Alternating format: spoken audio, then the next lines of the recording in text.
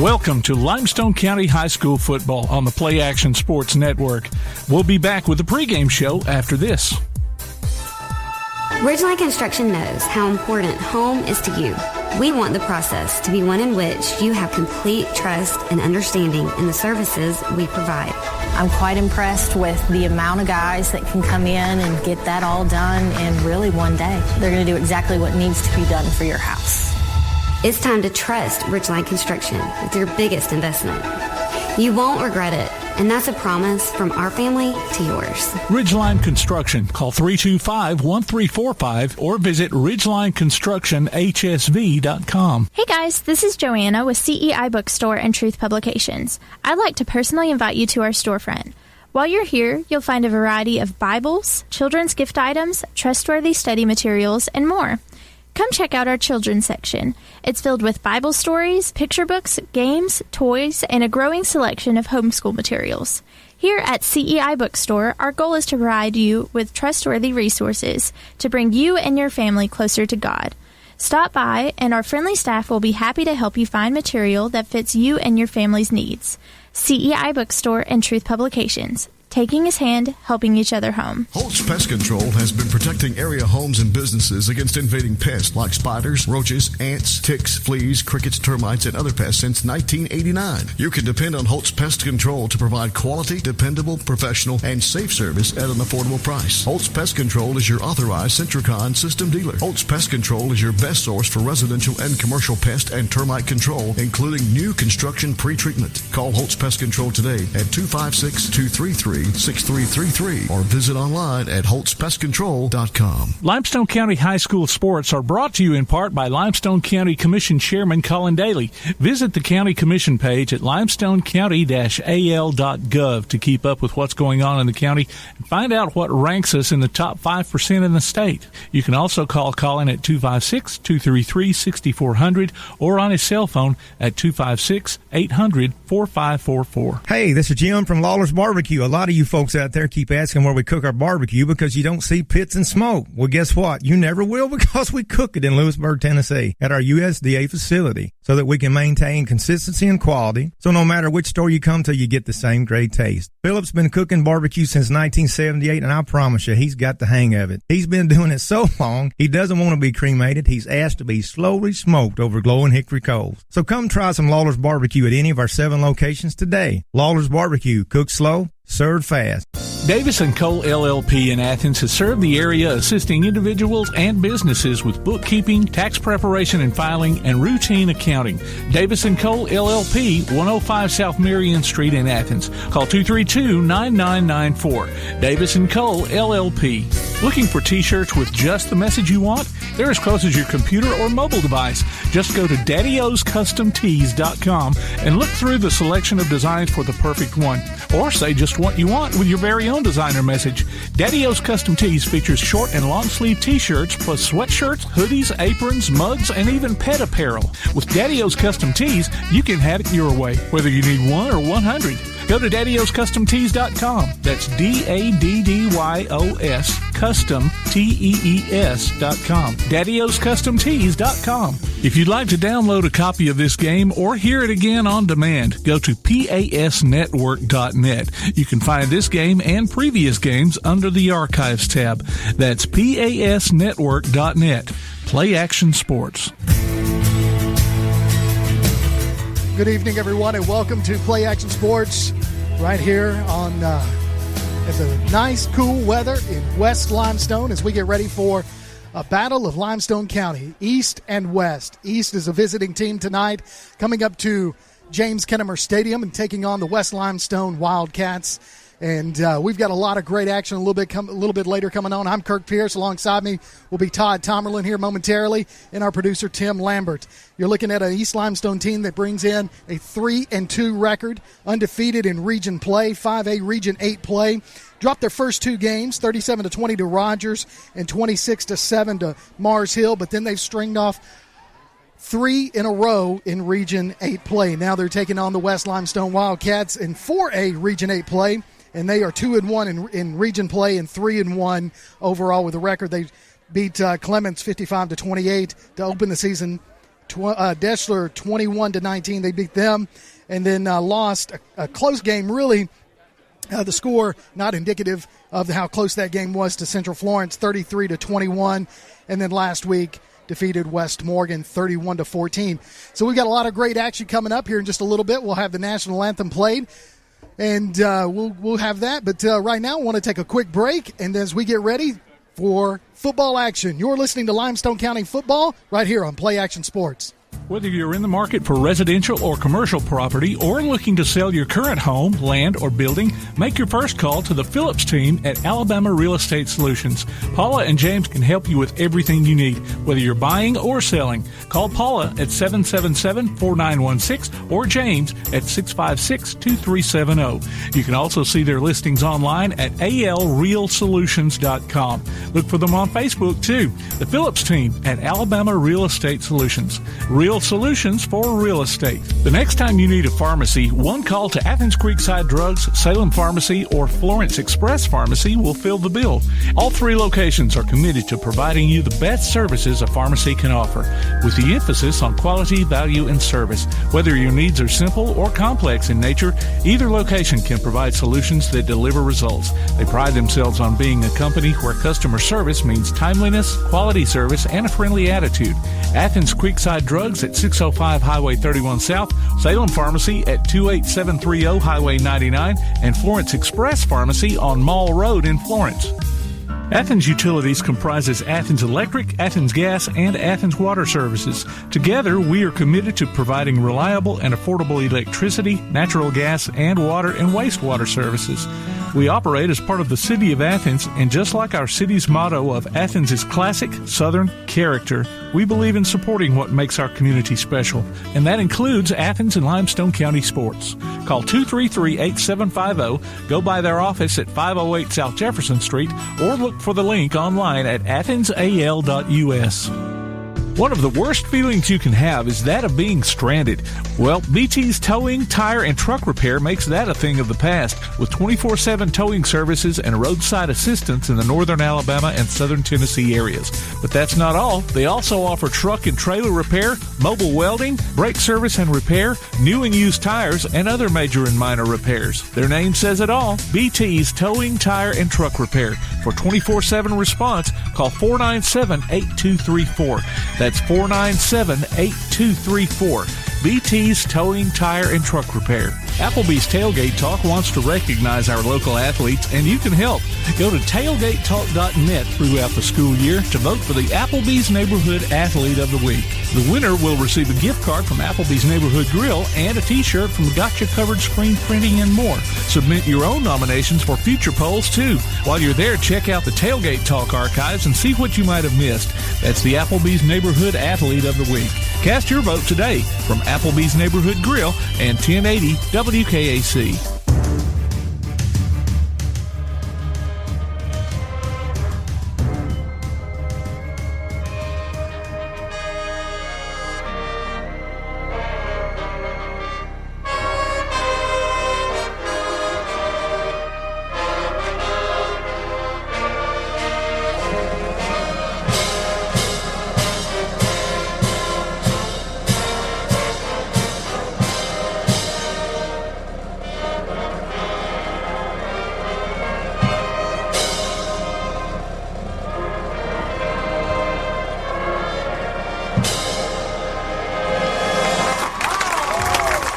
That was the national anthem played by the West Limestone Wildcats Marching Band. Again, Kirk Pierce, Todd Tomerlin, and our producer Tim Lambert. We are live at James Kennemer Stadium. We're just a little over 6 minutes away from kickoff between this cross-county rivalry as the captains for the teams get ready to go to the middle of the field for the coin toss. We've got the captains from East Limestone. Number 1 is Dewey Wilson. He is a 5'8", 155-pound senior. And also Barrett Brown, number 14. He's a wide receiver, 6 feet, 165, 12th grader. And again, this is one of those games tonight where when you look at the coaches, Coach Jeff Pugh in his 14th season as East Limestone's head coach, the winningest coach in East Limestone history, and looking to add another one to his resume tonight against his cross-county rivals and Coach Shelby Davis of the West Limestone Wildcats. Even though this is not a regional game, the beauty of this is that you throw that out the window because it doesn't matter, because these guys might not be in the same region, these teams might not be in the same region, but they are still cross-county rivalries. And East Limestone has been able to reel off the past 4 years, 4 in a row against West Limestone, and I'm sure West Limestone and Coach Shelby Davis is looking to end that streak tonight. Both teams coming in with winning records. Like I said, 3-1 for the home team, West Limestone, and 3-2 right now for East Limestone. We just expect nothing but a hard-hitting, high-octane ball game tonight as these cross-county rivals get ready to take place. You can check out Play Action Sports mobile app. It's your connection to all of our live streams, along with our scores, game archives, and more. If you'll just go online to pasnetwork.net for the download links, and you can download those each time that you want to. You can listen to this game over and over again if that's what you want to do, or you can listen to some of the other games that we've got from past years and see what happened there. You got both teams ready to come through their respective you got West Limestone ready to come through their inflatable tunnel, if you will, in the north end zone, and then the East Limestone Indians getting ready to bust through the banner made by the cheerleaders in the south end zone. Now you've got your captains for the West Limestone Wildcats. Number 32, that is Dakota Hillard. Number 7 is Brooks Poff. Number 33 is going to be Brett Beckworth. And number 15 is Tucker Weatherford. Those are the captains, and they are at midfield right now getting ready for tonight's coin toss. And we'll keep it live here as we watch all of that take place. The teams are on the 50-yard line, the two sets of captains shaking hands, bumping knuckles with the officials, and getting ready to do everything that they do tonight. We are on the East Limestone side, on the visitor side. They have 2 press boxes here at James Kennemer Stadium, one for the visitors and one for the home team, and we are in the visitor side. So if you hear a lot of screaming, that's going to be more of the East Limestone side because we are a little closer. So the referee is talking to both teams, giving them the overview of what's about to happen. The coin toss is in the air. East Limestone calls it. It looks like West has won the toss. Let's see what they decide to do. West Limestone decides to defer until the second half, and East Limestone is going to have the ball first to kick off this East Limestone, West Limestone matchup tonight. Cross-county rivalries. It's a great night for football. It's going to be in the 60s tonight. The temperature's going to keep dropping just a little bit as it goes through. You can hear it. Everybody's getting ready. If you're not ready for football tonight, I don't know where you are, what you're doing, because this is perfect football weather. We've been waiting on it for a couple of weeks. Not sure if we'll have a heat timeout tonight. I think once the weather gets to this point, I don't know necessarily that they do that. But nevertheless, it is a great night for football. Got capacity crowd on the visitors' side. The East Limestone Indians always travel well, as does the home team, West Limestone. Again, looking to end this 4-game winning streak by East Limestone. You can hear both crowds, the drums and the band on the East Limestone side, getting ready to bust through their banner. And there says West. Nope, marked through East owns Limestone. So East Limestone Indians come busting through their banner that the cheerleaders made, which always seems like the cheerleaders work so hard and then they end up having it busted through, right? And then, of course, here come the Wildcats of West Limestone running through their tunnel. Confetti shot from the stands, from the blue crew, the fans on the other side, the student section, shooting confetti cannons in the air as they come through. Ladies and gentlemen, we're ready for some cross-county rivalry football action tonight right here on Play Action Sports. Again, the home team, your West Limestone Wildcats at James Kennemer Stadium, and the visiting team from the other side of the county, the East Limestone Indians. And as I said earlier, East Limestone is going to be receiving the opening kickoff. We're just under 2 minutes away from this matchup, and we are ready to play. We've got a lot of great things that we'll announce to you at the end of tonight's ball game during the post-game show. We'll announce the Lawlers Fan of the Week. And we'll also announce who our game of our featured player of the week. Both of those, the featured fan of the week will win a Lawler's $20 Tasty Buck, and we'll announce that, and they'll be able to get a $20 gift certificate, Tasty Buck, if you will, from Lawler's. And our player of the game, our featured player, is going to get a gift certificate that's good at either Village Pizza or Cream Delight. Back deep to receive for East Limestone. It's going to be number 18, Alexander Mason, back deep to receive. They are standing on about their 10-yard line. Also back deep to receive is Dewey Wilson, number 1. Kicking off for the West Limestone Wildcats is number 35, Mako Bartman. He's waiting to go, and I think we're about to get underway, ladies and gentlemen. It's time for football in Limestone County. High end-over-end kick. It's going to be fielded at about the 10. Ball falls to the ground, picked up by number 7 for East Limestone. That is Fortune Wheeler. He's the running back for East Limestone, and we're going to see the Indians in action first. As you see both teams come out, you've got the East Limestone Indians in all-white jerseys, all-white pants, gold helmets. Everything is trimmed in crimson, if you will. Maroon numbers, gold helmets.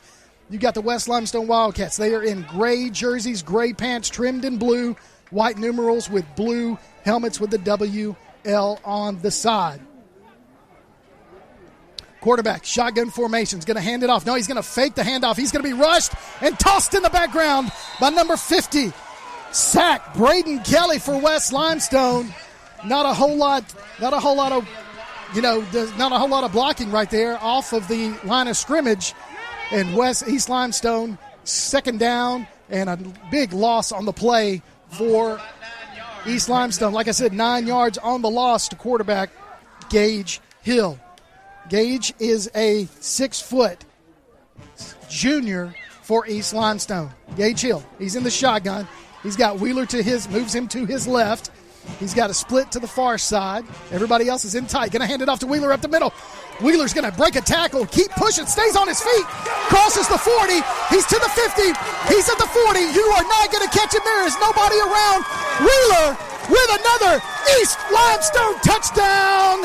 Indians from the 10-yard line, 90-yard touchdown run by Fortune Wheeler.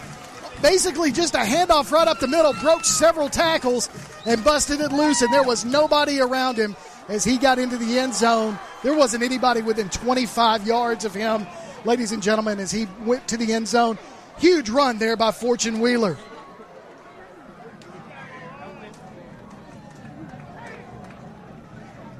Lining up for the extra point is East Limestone. The snap is up. The kick is up, and it is good with 10:44 left to play in the first quarter. East Limestone takes a 7-0 lead off of a 90-yard touchdown run by Fortune Wheeler.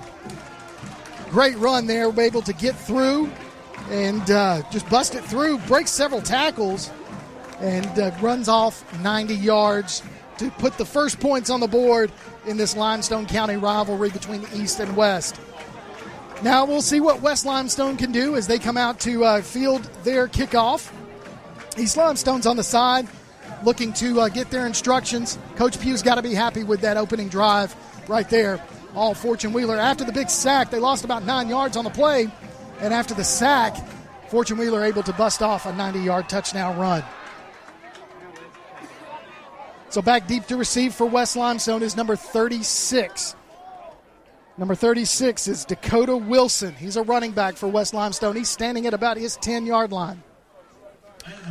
Kicking off for the East Limestone Indians is going to be number 88, Landon Hart. Looking to do that and get the defense on. So everybody's going to move up a little bit. We're going to stand at the 40-yard line as we get ready to do that.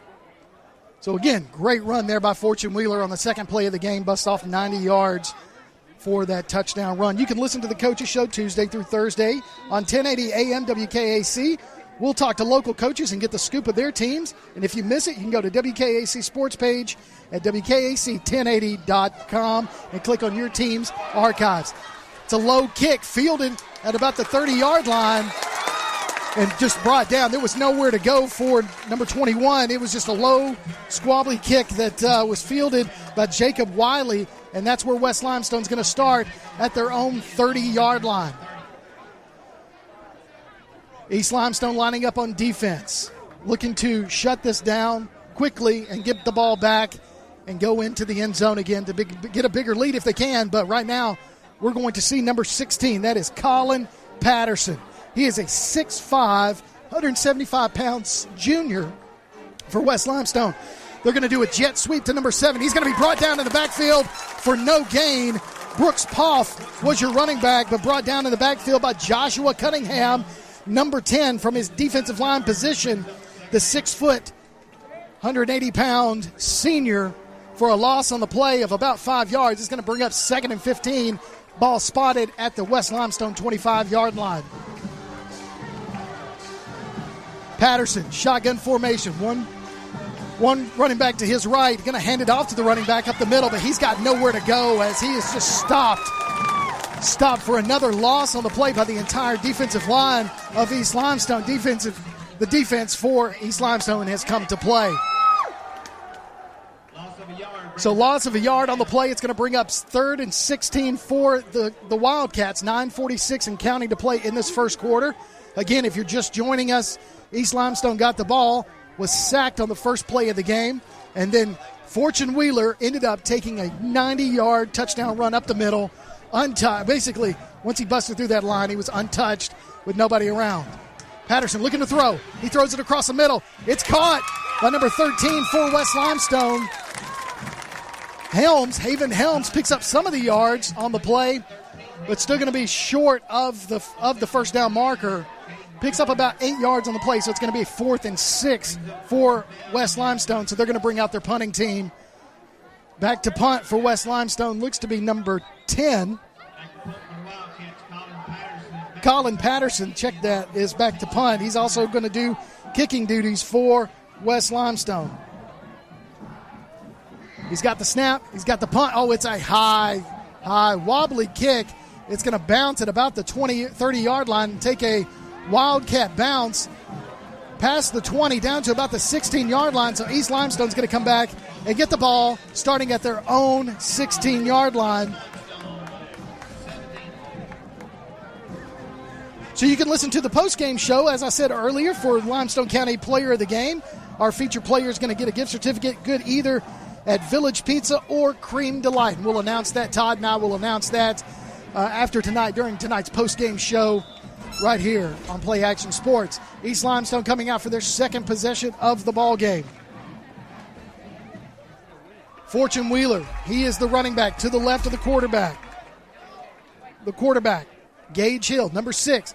They're going to hand it off to Fortune again. Fortune's got to take it to the far side. He's got some more room. He's past the 30. There's a penalty flag on the play as he goes out of bounds. But you've got a penalty flag on the play. We'll see what the call is. It's probably going to end up being holding against East Limestone. Yep, that's the call. Holding against East Limestone is going to eliminate that big play there by Fortune Wheeler. Move East Limestone back a little bit more. Alexander Mason, number 18, comes in. Coming off the field is number 15, Jalen Miles. Gage Hill is the quarterback. Gets the play from the sidelines and runs in to tell everybody. Todd Tomerlin here with me. I'm Kirk Pierce. Our producer is Tim Lambert. And Todd, you graduated from East Limestone, but you're unbiased tonight. I'm totally unbiased, Kirk. You know that, buddy. Straight down the middle, man. Straight down That's the middle. Me. They're going to be a reverse. Right around to the right side, to the left side is the running back. Didn't pick up the number there. Todd, can you tell me who ran that ball? Number 18. Number 18 is Alexander Mason. Probably gets about a yard on the play. It's going to bring up 2nd down and 9 as East Limestone on their own 17-yard line. I'm not quite sure. I thought it was a 57. It must have been 77. Jaden Cosby in there on the tackle. A few other West Limestone Wildcats. Coming out of the huddle is number 82 for East Limestone. He's being replaced. Hunter Wiggins comes to the sidelines. So as I said, you got shotgun formation. Gage Hill, shotgun's going to fake the handoff to Fortune. He's looking to pass. He's got his man open. A little overthrown pass intended for number 4, Christopher McNeil. It's going to bring up 3rd and long for the Indians. That was really good coverage there, too, by number 21, Jacob Wiley. Nicely thrown ball, just a little bit over his head, but good coverage. Good coverage. I think if he had just had a little bit more loft on the ball, then looks like McNeil could have just kind of gotten underneath it. Yeah. So it's going to bring up 3rd and 9 for the East Limestone Indians from their own 17-yard line. 7:41 left to play in the first quarter. East Limestone on top, 7-0. East Limestone's second possession of the game after a huge 90-yard touchdown run by Fortune Wheeler. They're going to do a jet sweep around to the left side. Number 18's got the ball. He picks up maybe a yard, and then he's dropped. They're going to give him 2 yards on the play, but that's still going to be 4th down. Number 18, Alexander Mason, on the carry for only about a 2-yard gain. Yeah, really, really good job by number 27, Bradley Smith there. He kind of just kept him straight down the line like the linebacker should and ran him out of bounds. So good defensive play on his part. Not letting him cut up the middle to try to get extra yards. He kept stringing him along to the outside, and he didn't have anywhere to go. Couldn't make the corner. Back to punt is East Limestone. Looks like number 44. That is Micah Montgomery. It's going to be a false start. Well, you know what? I want to say it looked like we kind of jerked a little bit. East jerked a little bit to try to draw them off sides, but they're going to get us East on the penalty because, good try, I guess, but still wouldn't have brought it in enough for a first down. Right. And check that. Looks like number 14 is the one that's going to do the punting. That's Barrett Brown. He was one of tonight's captains. So, again, 4th and 14 from their own 12 is East Limestone. Wobbly punt. Going to be fielded at about the 50-yard line. Fair catch called right there. Woo! He did. He did not have a clean catch, but he did bring it in. Is number 36, Dakota Wilson. Yeah, good job by Dakota to bring it in on the second little bobble there. It could have been bad and giving East Limestone a great field position. So you can tune in to Play Action Sports Update 3 times each weekday for school, youth, and amateur sports news from Limestone County area on 1080 AM WKAC. And this game gets rebroadcast on Sundays on WKAC, 1080 AM as well. So you can always catch that replay. So here we go. West Limestone with the second possession of the game. Colin Patterson in at quarterback. He's got trips to his left. He's going to fake the handoff, do a little swing pass to number 7. Number 7 catches it. He's past the 40 into East Limestone territory. Huge catch and pitch and run right there. Brooks Poff on the reception. That was really nice. Roman Scripture was able to kind of corral him a little bit and push him out of bounds, but a really good, nice little simple pass play, but, man, very effective. So when you got trips over there, you knew those other two were going to go out there and they're going to block and give him a nice seam, and Poff was able to find that seam and get around to picks up the first down. Yeah, everybody did their job. So 1st and 10 for West Limestone. They are in East territory. Patterson, quarterback. He's got one setback to his right. He's going to fake the handoff. They're going to try it again. Poff just over Poff's head. They tried to do the exact same play on the right side, but Patterson just a little too much arm on that one. Yeah, and I tell you what, he had some blocking in front of him. He did. So that was going to be a nice gain if they could have completed that pass. That's something I'm sure they're going to revisit a few more times during this game.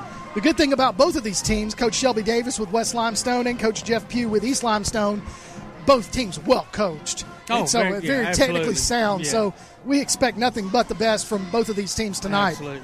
Colin Patterson, check that in at quarterback. He's going to hand it off to the middle, numbers 36. That's your running back, Dakota Wilson, and he's going to be brought down for no gain on the play. It's going to bring up 3rd down for West Limestone. Really nice tackle there by Caden Joyner to shoot the gap and bring him down. So 3rd and a long 10, because I say a long 10 because it's on the kind of to the left of the marker, if you will, but it's still saying 3rd and 10. Ball spotted at the East Limestone 36-yard line. So they need to get to about the 25, 26 for a first down, or even make a measurement at the 26. Patterson, shotgun. Ooh. He's going to hand it off up the middle to number 36. He's got some room. He busts a tackle. He's past the 15 to the 10. He's going to be brought down short of the goal line. At about the 1-yard line is a Dakota Wilson. Nice run up the middle. What a great run. Brent Abernathy finally brought him down there right at the goal line. But, man, you can't, the 3rd and long, you can't let him bust the gut like that wide open. That was a really nice – well, first of all, the line just blew a huge hole. So great job on their part.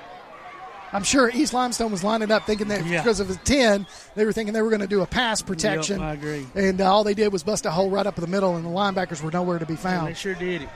It's kind of almost like a little wishbone formation, but Colin Patterson's going to take the ball himself right up the middle. He's going to punch himself in. Touchdown, West Limestone. Quarterback keeper for Colin Patterson used all 6'5" of his body to get across that. He didn't really need it all. No. No, he didn't. He's a big boy. Line also did another good job pushing these Limestone Indians back. Wouldn't expect anything less than a back-and-forth battle tonight. Absolutely. Mako Bartman is lining up for the extra point. There's the snap. It's down. Kick is up, and it's blocked. It is blocked. What a Looks great like number job. 14 there for East Limestone. Barrett Brown did a good job coming off that outside untouched. That was a missed assignment or something on the Wildcats' part. Able to get his hand on the ball and block that extra point. So with 5:11 left to play in the first quarter, East Limestone 7, West Limestone 6.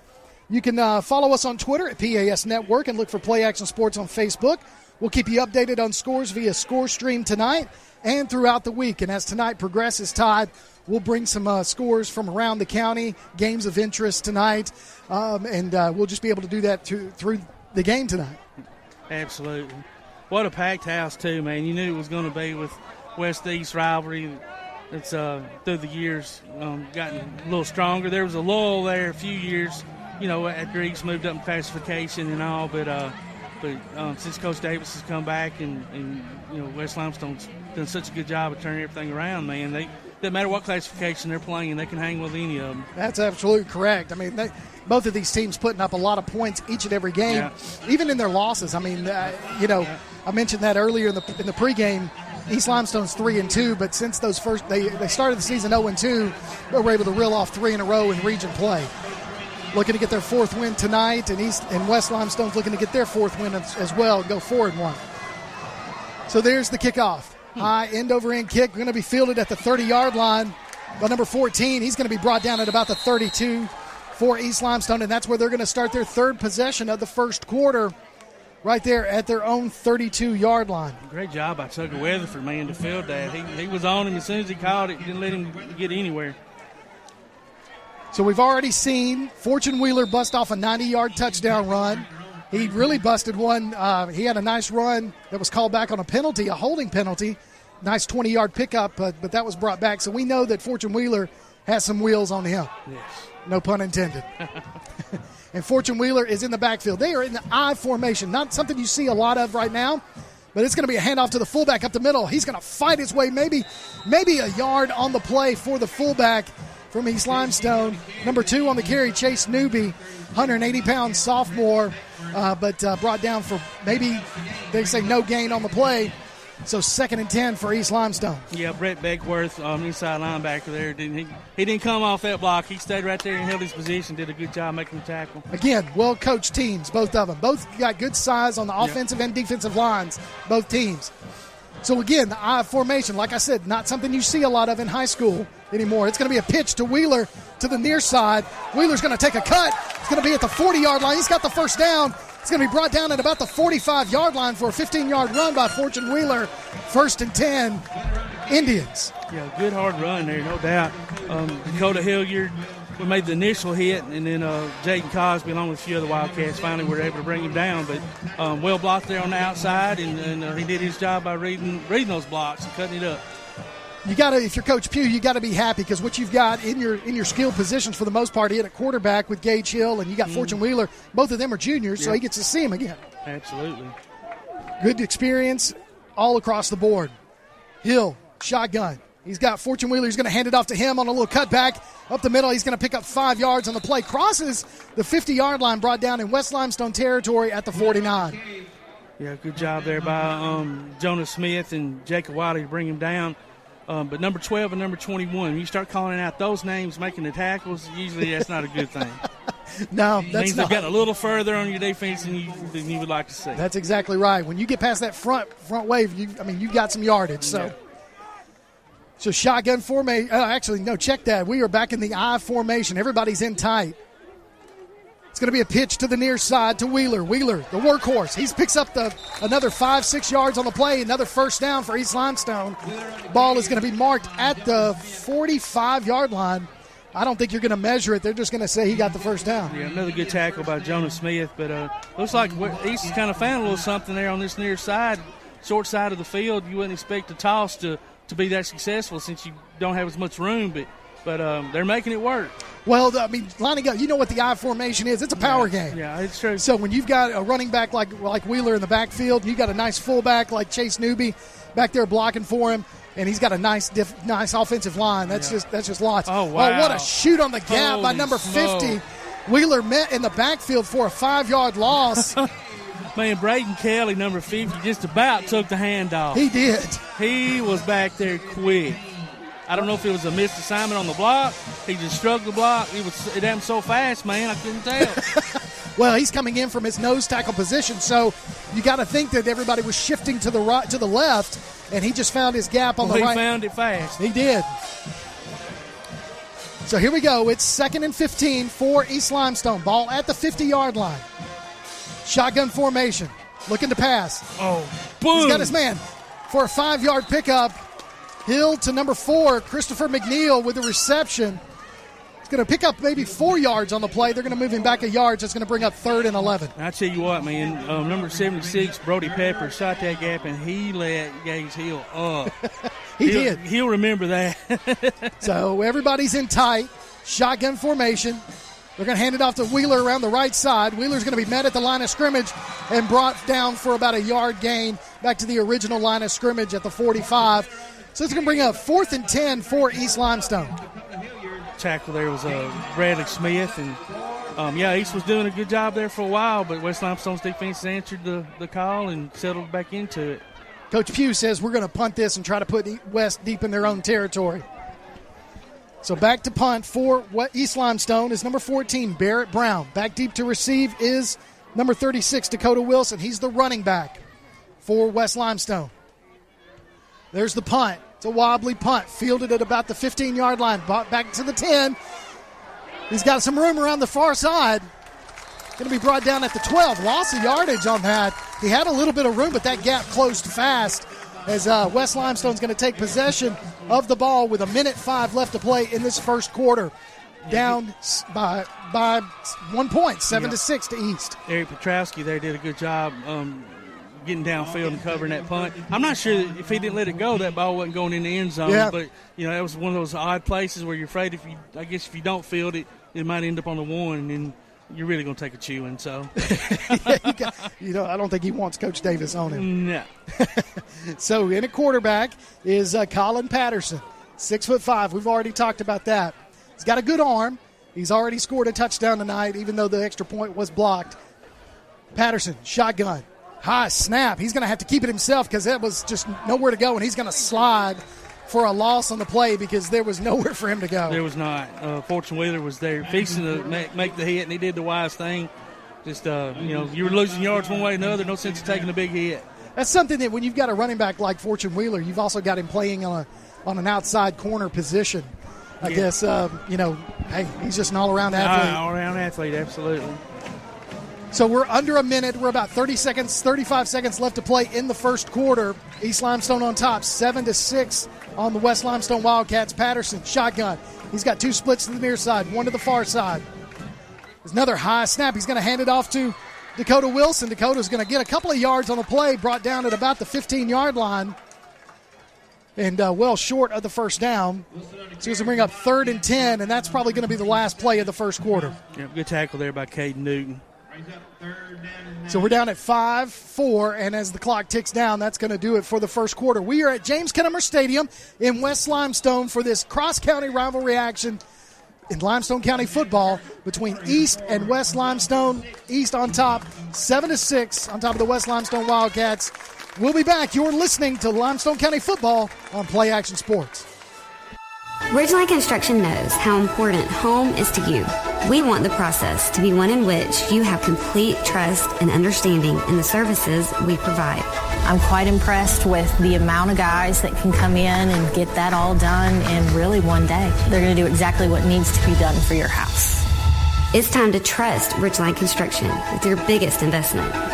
You won't regret it, and that's a promise from our family to yours. Ridgeline Construction. Call 325-1345 or visit ridgelineconstructionhsv.com. Join us for Applebee's Tailgate Talk every Saturday morning at 10 on WKAC. We'll talk to coaches and sports figures of local interest and get their thoughts on whatever comes down the pike. We'll also announce our latest Athlete of the Week and give away an Applebee's gift card and a Tailgate Talk t-shirt. Applebee's Tailgate Talk, Saturday mornings at 10 on your Tailgate Talk app, on your Amazon Echo or Google Home device, online at tailgatetalk.net, and on the air at 1080 WKAC. Welcome back to Limestone County football right here on Play Action Sports. I'm Kurt Pierce. Alongside me, the color commentator, Mr. Todd Timerlin, and our producer, Tim Lambert. 12 minutes is on the clock to start this second quarter. It's going to be 3rd and 10 for West Limestone at their own 14-yard line. Patterson takes a snap. He's going to roll to his far side. He's looking to throw a little screen pass. He's got it right there. Caught at the 20, to the 30, to the 40. Goes number 32, past the 50. Wow. Shoves off a tackler to the 30-20. He's not going to be touched. Touchdown, West Limestone. Number 32, Dakota Hilliard with the 96. Oh, no, check that 86-yard touchdown pass. Patterson to Hilliard. Touchdown, West Limestone. Coach Davidson must have seen something in film because that looked so easy. I mean, it was just a simple kind of little rollout, pitch and catch, and 3 or 4 missed tackles there along the sidelines. It was almost like, hey, you get him. No, I'll get him. No, you take him. I don't want him. And I never would have thought I'd have seen that kind of speed coming out of that young man. He flew down that sideline. Stiff-armed a guy at about the 40-yard line. The only guy that had to tackle him, and he stiff-armed and pushed him out of bounds and goes in for an 86-yard touchdown. I think it was actually Christopher McNeil that was on the bad end of that plant. So right here at 11:42 left to play in the first half, West Limestone is lining up for a 2-point conversion. They're going to hand it off to number 33 around the far side. He's going to get himself in there. Number 33 for them is Brett Beckworth. 2-point conversion is good. That brings your score with 11:42 left to play in the first half. West Limestone 14, East 7. We've got some scores for you from around the area that you might be interested in. The scores are brought to you by Limestone County Commissioner Chairman Mr. Colin Daly. Your scores right now: Lexington on top of Elkmont, 14-0 in the first quarter. Hueytown, big lead right now in the first quarter, 13-0 over Athens. And James Clemens at homecoming tonight, 7-0 over Lee in the first quarter. So we've got a great ball game tonight, Todd, and you expected nothing less than a good game between these two cross-county rivals. Absolutely. I mean, there's no love lost between the two. That's certainly for sure. I'm sure this week of preparation and practice for both teams was pretty intense, and definitely. Really, the surprising thing is with this kind of intense rivalry, the penalties have been very limited so far. There haven't been any silly penalties as far as roughing or unsportsmanlike type stuff, and I hope it stays that way. But like you said earlier, man, it's just two really well coached teams, and you got athletes on both sides and some big boys on both sides. You got East Limestone's in 5A classification, West is in 4A, but that doesn't matter when these two play because it's a big game all the way. High end-over-end kick. It's going to bounce at about the 10 and roll into the end zone for a touchback. So East Limestone's going to get the ball back with 11:42 left to play in the second quarter, first half action. You can listen to the post-game show, as I said earlier, for the Lawlers Fan of the Week on PAS. And if you're interested in entering your name, if you'll just go to PASnetwork.net and enter your name for the Lawlers Fan of the Week, we'll announce the winner during tonight's post-game show of each and every Limestone County game. The winner gets a $20 Tasty Buck from Lawlers. And like I said, we'll announce that during the post-game show tonight and who gets to go eat at Lawlers on Lawlers. Can't beat that. No, sir. All right, everybody's in tight. I formation. For East Limestone, there's a pitch to Wheeler to the near side. Oh, wow. He's going to try to take the corner. He's got some room. Pushed out of bounds. Let's see. Looks like he might be short of the first down. Don't know. They had to lay down the marker. So he picks up about 9 yards on the play. So down to about the 29-yard line is Fortune Wheeler. He's caught a huge break, man. There was a major hold there on the outside. Lyman had both hands pulling the back of the Wildcat jersey right in front of the official. He's looking right there, but thank goodness, I guess, for the Indians, they missed it. So 2nd and 1 after Fortune gets his 9-yard carry. He's going to line up to the left of the quarterback. He's going to take the handoff again. There's going to be a little movement. It looked like Wheeler and a couple of others might have jumped the snap just a little bit. So you talked about no penalties, no silly penalties, but then when you talk to Coach Pugh, he'll tell you those are silly penalties. Oh, well, especially on that, when you're on your end of the field and or their end of the field, it's brutal. I mean, you can't be moving backwards. You got to be moving forward. And so after the false start penalty, that moves them back 5 yards. So it's going to be 2nd and 6, East Limestone from their own 24-yard line. Quarterback, Gage Hill, telling everybody get in tight, blowing a whistle. It looks like we're going to have a timeout on the field, and it's East Limestone going to take their first timeout, and we're going to take one as well. You're listening to Limestone County Football on Play Action Sports. Limestone County High School sports are brought to you in part by Limestone County Commission Chairman Colin Daly. Visit the County Commission page at limestonecounty-al.gov to keep up with what's going on in the county and find out what ranks us in the top 5% in the state. You can also call Colin at 256-233-6400 or on his cell phone at 256-800-4544.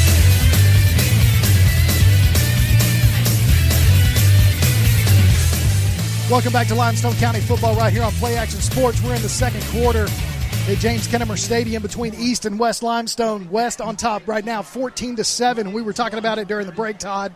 That was, on the previous West Limestone possession, they only needed a first down in the pass from Patterson to Dakota Wilson.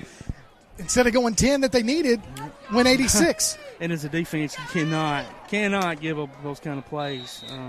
No. I mean, that just – He had a lot of room. Yes, he did. 2nd and 6 for East Limestone, and there's another penalty flag coming out of a timeout. Oh, wow. So we're probably going to have another false start. It's going to move East back a little bit further. Yep. I forgot to knock on wood after I said penalty a while ago. Here's some wood right here, so I'll knock on no more. But yeah, I mean, coming out of a timeout, oh, man, that's the last thing you want to do. So 2 penalties in a row, 2 false starts in a row. What started as 2nd and 1 has now turned into 2nd and 11. So the ball right now is on the East Limestone 19-yard line. Hill under center. He's going to hand it off. No, he's going to roll to the near side. He's got some pressure. He's able to shake that pressure. He's going to keep it himself. Got a little bit of real estate, tries to cut it up the middle. Boom. And he's going to be brought down for another loss on the play. Number 30, I couldn't pick up that number, but, man, he was hit. He ran. Bradley Smith was the one that came in and blasted him. He ran 30 yards to lose 3. That's crazy. So Braden Kelly, number 50, again, from the nose tackle position, was putting the pressure on Hill as Hill was trying to roll to the near side for a pass play. And then he had to shake him and decided to keep it himself. Smart move on him, not trying to make something happen. Right. And it looked like actually if he'd have stayed running to the outside, he had a little bit more room until he cut it inside. But we obviously have a better view up here than he does at ground level. Absolutely. But West Limestone, both sides of the ball are so far kind of dominated the line of scrimmage. So Gage, another penalty on the play. Hill under center, but another penalty. So that's going to be a delay of game. That's going to be a delay of game against the Indians. That sure just seemed like a fast 25 seconds on that clock. So the way this works, if you're up here in West Limestone in the south end zone, they've got a pole, they've got the clock, so it's easy to see. Yeah. So he should have been able to see that play clock. Yeah. The one that gets me is the one that's hanging off the bottom of the scoreboard in the north end zone. A little more obscure. You can't really. So you got all those numbers. Yeah. So you got to really know what you're looking for when you look for the play clock. Yeah. So after another penalty on this drive for East Limestone, it's 3rd and 17. So Hill under center, I formation. He's going to hand it off to Wheeler up the middle. Wheeler's going to try to bounce it to the outside. He's got some room. He's down to the 30, 35. He's going to be brought down out of bounds at about the 40-yard line for another East Limestone first down. Wheeler says, hey, penalties aside, let me handle this. Jacob Wiley and Jonah Smith there finally ran him out of bounds. But so here you go. East giving up a big play earlier. Now, West, you've got East pinned back deep, 3rd and long. They're basically just trying to get some good field position to punt the ball away, man. That's it. And then you give them up a long run. So now both teams have had their big plays and defensively their big kind of moments of, I don't know, lack of focus, maybe. Yeah. I don't know. Well, Wheeler already has over 100 yards rushing, just tacked on that 90-yarder from the second play of the game. He's going to take a pitch out to the far side and is going to lose a couple of yards on the play because West Limestone just followed that pitch all the way out. Bradley Smith held his position there as inside linebacker, just did what he was supposed to do and go down the line of scrimmage. And I think West has seen enough of that play that they're starting to look for it a little bit now. Coach Pugh has also seen enough right now as he calls his second timeout of the ball game. And second time out of the first half, and he's over there. He's letting these players know, guys, you've got to initiate the block and maintain the block because Wheeler had nowhere to go on the far side. Yeah, this timeout was more about not strategic as it is chew time, I guess. Yeah, loss of 4 yards on that play. We're at 9:59 left to play in the first half. West Limestone on top of East Limestone, 14-7. Some huge plays tonight already, Todd. You've got, from the East Limestone, took the second touch of the ball game after a sack and then gave it to Wheeler, and he was able to reel off a 90-yard touchdown run. West Limestone gets the ball. Huge pass play from Patterson to Wilson. Punches it down to it was Wilson running up the middle and gets it down to the 1, and then Patterson punches it in. And then, of course, the huge 86-yard touchdown pass from Patterson to Dakota Wilson. And I tell you, man, it's a good little ball game. Wow. And Wheeler's going to be brought down in the backfield. He's going to be tackled for another loss on a pitch. What a great job there by Sawyer Reeves and Landon Novice. I mean, man, they were on it. They were on it. It was like they knew it was coming before it even happened. I said Dakota Wilson scored on the touchdown pass. That was actually Dakota Hilliard. You got two Dakotas on the team. Which is odd. Dakota's not a common name like Bob. But hey, I corrected it, Mama Hilliard. You got it. I got you. So 3rd and 16, ball at the East Limestone 35-yard line. Hill under center. He's going to look to pass. He's going to do a little hitch. Now he's got some pressure, and he's going to be brought down. He's still on his feet, but they called it dead because he had nowhere to go. Another sack there by West Limestone. That's something that they must be doing some dramatic stunts off that defensive line because East is not able to shut that down. They're not. Braden Kelly did another job 2 or 3 times now that he's shot that gap and just filled the hole and was able to get back there fairly quickly. Like I said earlier, man, West Limestone's dominating the line of scrimmage on both sides of the ball, really. So Barrett Brown is going to be out there to punt again for East Limestone, standing at about his 25-yard line. Back deep to receive the punt for West is number 36, Dakota Wilson. He's going to let that ball bounce, and it's going to take a kind of a West Limestone roll and be down at about the 35, 34-yard line is where they're going to spot it. So West Limestone with the lead, 8:29 left to play in this first half. They're going to take possession 1st and 10 from their own 35. Yeah, good field position, 8:29 left, so plenty of time before the half comes to an end. And, it's kind of gut check time here for East Limestone. They got this defensive line. If they want to stop the bleeding, is going to have to step up and see what they can do. And West Limestone, like I said, both offensive and defensively on the front have been whooping them. So you've got West Limestone back there with a 6'5" junior quarterback in Colin Patterson, listed at 175 pounds. He's under center in the I formation.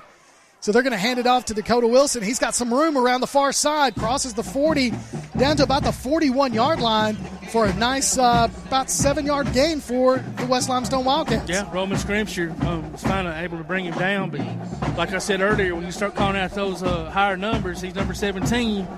That means you've gained some yardage. That's right. He did. You got one split to each side. I formation. Patterson under center. He's going to hand it off to Wilson again. Wilson's going to try to bounce it out to the outside. He's got somebody on his jersey. Looks like they're going to give him 1 yard on the gain, but he didn't have much more than that. No, he didn't. I'm trying to see the number. That's what I thought it was. Number 51, Andrew Holman, did a really good job of grabbing his jersey, holding him up long enough to let some of the other guys come in and finally bring him down. That's what you want to do. If you can't bring him down yourself, wait for the cavalry. Yeah, absolutely. I formation. Patterson's going to be under center. 2 splits, 1 to each side. He's going to hand it off to the fullback up the middle. He's got some room. Crosses the 50 down to about the 45. Brought down at the 43-yard line goes number 12, Jonas Smith. The 5'9", 200-pound senior from the fullback position. Coach Davis saw something that he liked, and he capitalized on Eric Petrowski finally was able to bring him down, but, man, that was a quick snap and just quick hit right there on the line, and good job by the Wildcat offensive line to open up that hole. Good run, too. Good run. Under center, I formation, going to hand it off to number 27 for the Wildcats. He's going to try to take the corner, and he does spin move at the 35-yard line. Goes past the 30 down to about the 29. They're going to give him the first down. Is number 27, Bradley Easton Smith, a sophomore running back with a nice gain there for West. Yeah, Cameron Pace, after that little spin move, was able to corral him, but that was a nice run. And I've called Bradley's name several times on defense, so he's having a nice game. It's like you hit that circle button on the controller on that spin move. Exactly. He hit it a couple times. Yes, he did. Everybody, you got two splits to one to the far side, one to the near side. Patterson's under center. He's got Wilson in at tailback. He's going to hand it to him to the far side. He's going to try to take the corner. He's got himself a hole. Oh, he's tripped up at the 30-yard line by number 17 for East Limestone. That looked to be Roman Scrimshire coming in did a good job from the free safety position. But I'll tell you what, he wouldn't even got that. Brett Beckworth did a really nice job, fullback for West Limestone, opening up that hole. Man, I just happened to catch the end of the block when the play opened up. Scrimshire read that all the way and was able to come in from his free safety and really get it for just a yard gain. Yeah, about a yard, you're right. So, again, we're looking at the I formation. Something haven't been used to these recent weeks. Patterson under center. He's going to hand it off to Wilson again. Wilson's got some room right there up the middle. Tries to cut back. Picks up a few yards on the play, probably about 3. And it's going to bring up third down for the Wildcats as they are getting in there on East Limestone, trying to go deeper in East Limestone on their side of the field. Yeah, Eric Petrowski and Caden Newton there on the tackle. I love his side formations. Both I did too, man. Just packing in. They're just lining up, saying, "I'm better than you." Mono et mono. Exactly. So again, we've got number 27. He's in at tailback. That's Smith. They're going to hand it off to the fullback. He's going to be hit by his own man, but he's going to be brought down. He runs right into the back of the center and then tried to spin off of him. It was number 12, Jonas Smith. And just really no gain on the play. Yeah, good job by Joshua Cunningham to bring him down. But, you're right. Michael Thrasher, the center, is kind of the one that made the He was stop. holding his block, but he ran right up. And so 4:58 and counting. Ball is at the 24-yard line. West with the ball. 4th and 4. They're going for it. So everybody's in the I. You got Smith and Smith. Back in the backfield. They're going to hand it off to the tailback, 27. Smith, he's got some room. Wow. Crosses the 5. Touchdown, West Limestone. Number 27, Bradley Easton Smith with a nice run. I mean, that hole was wide open. The hole was wide open, and then he made a nice little stutter kind of step to let the linebacker kind of run by him, and then he kept going. And what a burst of speed, man. I tell you, they've got a couple of tailbacks back there between Smith and Wilson that know how to put that motor running. So number 35, that is Mako Bartman lining up for the extra point. There's the snap, the kick, it's up, and it looks good, and it is. 4:40 left to play in the first half. West Limestone taking a 2-touchdown lead over East, 21-7. And, wow, I tell you. Yeah, if you'd have just told me the score, hey, man, it's 21-7, 4:40 left to go in the first half, I thought, yeah, East is having a pretty good game. And not simply because East is better than West. I mean, just anytime you move up in classification, you just automatically think that the bigger school. But Coach Davis has done a wonderful job, bringing this program back to life. And, they don't care. And I love the fact that they do play up in classification. It only helps them and those kids when they get, further on into the season.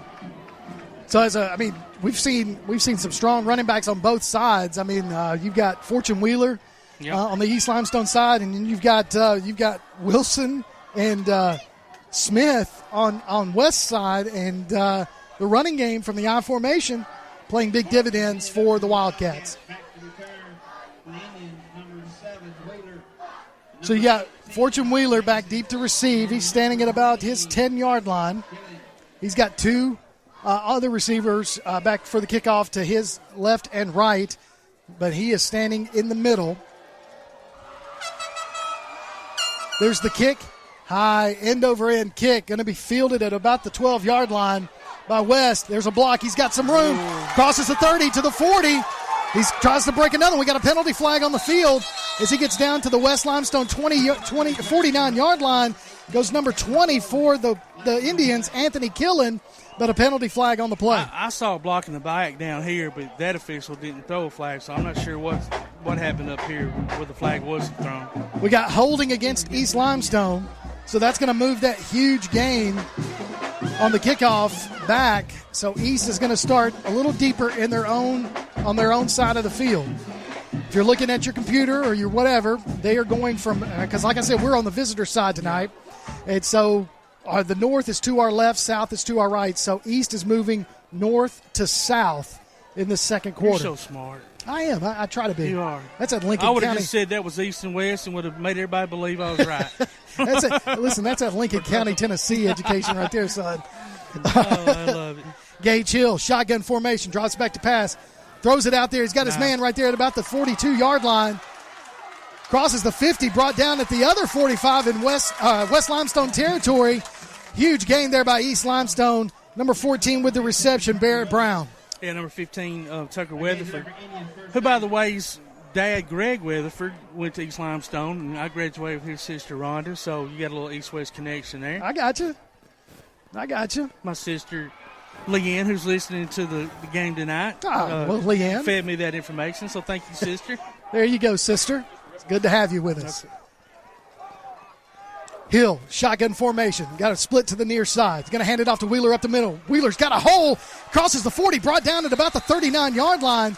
Nice 5-yard pickup there by Wheeler. I tell you, he only had one more man to beat, and he was in that secondary. There was a lot of green behind there. Brett Beckworth did a good job of bringing him down because, like you said, there wasn't a whole lot of blue around that past Brett. So one thing we can say about West Limestone is the defense is held strong tonight, but also East is moving the ball now with this possession. 3:43 left to play in this first half. Going to give it to Wheeler again. He's got another hole right up the middle, down to about the 30-yard line. Huge pickup, first down for East Limestone.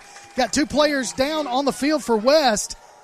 Both of them kind of holding their knee, but they're also both going to get up, so that's good. I don't know about Bradley. I don't know either. Yep. Number 27, Bradley Smith had that touchdown run just a moment ago for West Limestone. Still kind of rolling on the field. It looked like that he kind of got clipped. You know what I mean? Not a clip like in the back. His feet got tripped up. Right, just kind of got tripped up. I can't tell what he's holding. It does look like his knee. You're right. Yeah, they were playing with his shin right there a little bit. That's what it kind of looked like. It kind of looked like somebody just kind of fell on the back of his leg unintentional. So it's lots of great action around the county, and tonight is no exception right here in West Limestone. 3:36 left to play in this first half. West on top of East, 21-7. And we've already seen just several big plays by both teams tonight, and East trying to punch it in one more time before halftime. Yeah, they 21-7, 3:36 left to go for the half. They really need to put some points on the board if they don't want this to get a little, I won't say out of hand, but if they want to get back in it. Absolutely. Yeah, absolutely. So you got one split to the far side. You got Hill in its shotgun formation. He's got Wheeler to his left. Gage Hill's looking to pass. He's throwing to the end zone. It's a wobbly pass. He's going to try to get his receiver underneath it. The pass was short, barely made it to the goal line.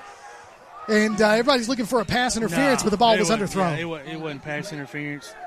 And I don't know that Gage should have thrown that ball. He would have been better off tucking it and running it or throwing it out of bounds. That was dangerous.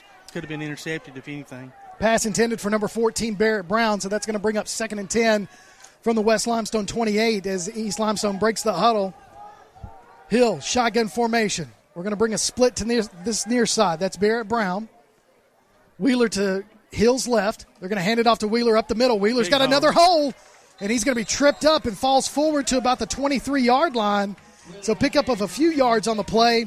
It's going to bring up 3rd down and about 6 for the Indians. And that was Brett Beckworth that tripped him up again right there. He had a huge momentum and burst of speed, and Brett was able to at least just clip his ankle enough to bring him down.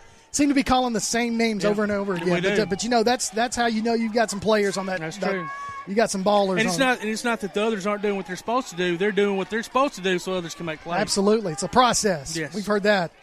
Hill's going to hand it off to Wheeler. Wheeler's going to take it to the near side. He's got a cut up the middle.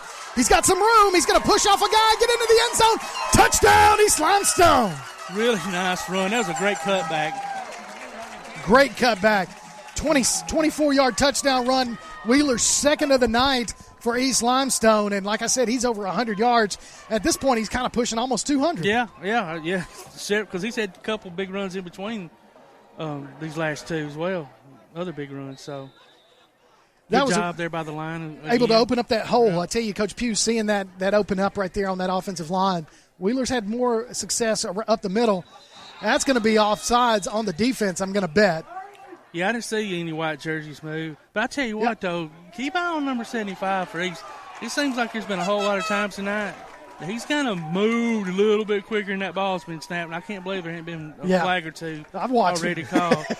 And they've got him listed. This has got to be like such a misprint. 5'9", 230. Woo. It looks like he's 6'5", 280. I tell you. Here, I don't know. He ain't 5'9", though. Waiting for the snap. There it is. Nice. The kick is up. Woo. It's a low kick, but it's end over end, and it goes through. That's all you got to do is punch it through. Yeah, that's all you have. Doesn't have to be pretty. It doesn't have to be pretty at all. 2:42 left to play in the first half. East Limestone still down a score to West Limestone, 21-14, and that's plenty of time for West Limestone to do something with that. It'll be interesting to see what they want to do offensively here. If they want to, they've had success moving the ball on the ground, so it's not to say how many timeouts they have. All three of their timeouts, so that they've got timeouts. Have they even thrown? They haven't thrown many passes. Maybe. I mean, you had that 86-yard touchdown and a flare. couple little quick outs, and that's about it. So they haven't really tried to throw it downfield per se. So it'll be, the way their line's been blocking, you never know. Get a first down here or there, depending on where this kickoff ends up going, what kind of field position they get. East has got to really be aware of that, and I just sit on the fact there's 2:42 left, and you're going in the locker room. You can't give up a score here. No, because West gets the ball back. Yes, they do. So number 36 back to receive the kickoff for the West Limestone Wildcats. Standing at about his 10-yard line is Dakota Wilson. He's kind of been the workhorse tonight. A couple of good runs, actually more than a couple tonight. There's the pooch kick.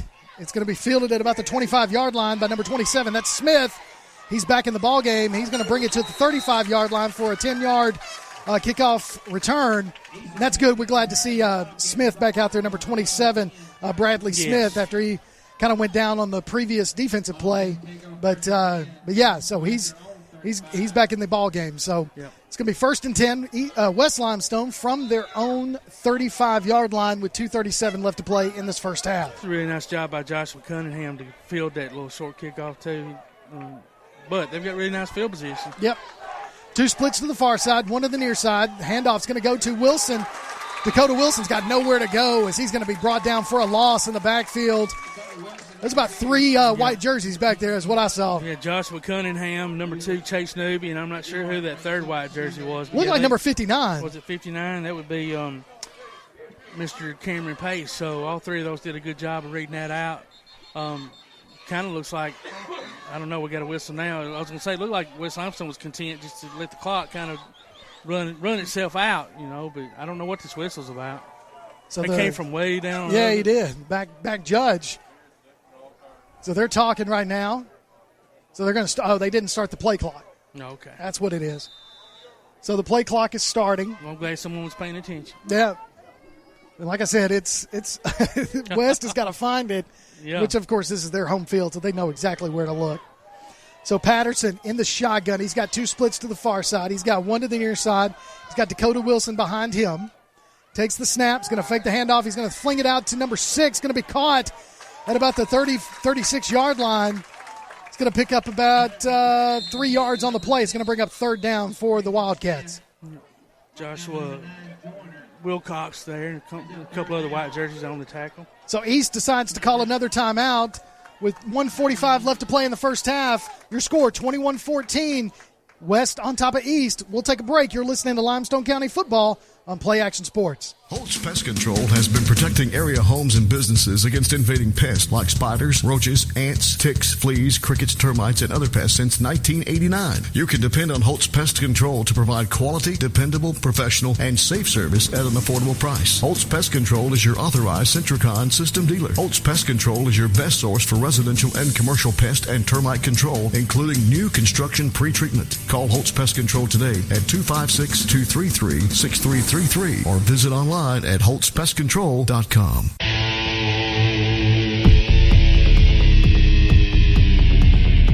Welcome back to Limestone County football right here on Play Action Sports. A minute 45 left to play in the first half. West on top of East, 21-14.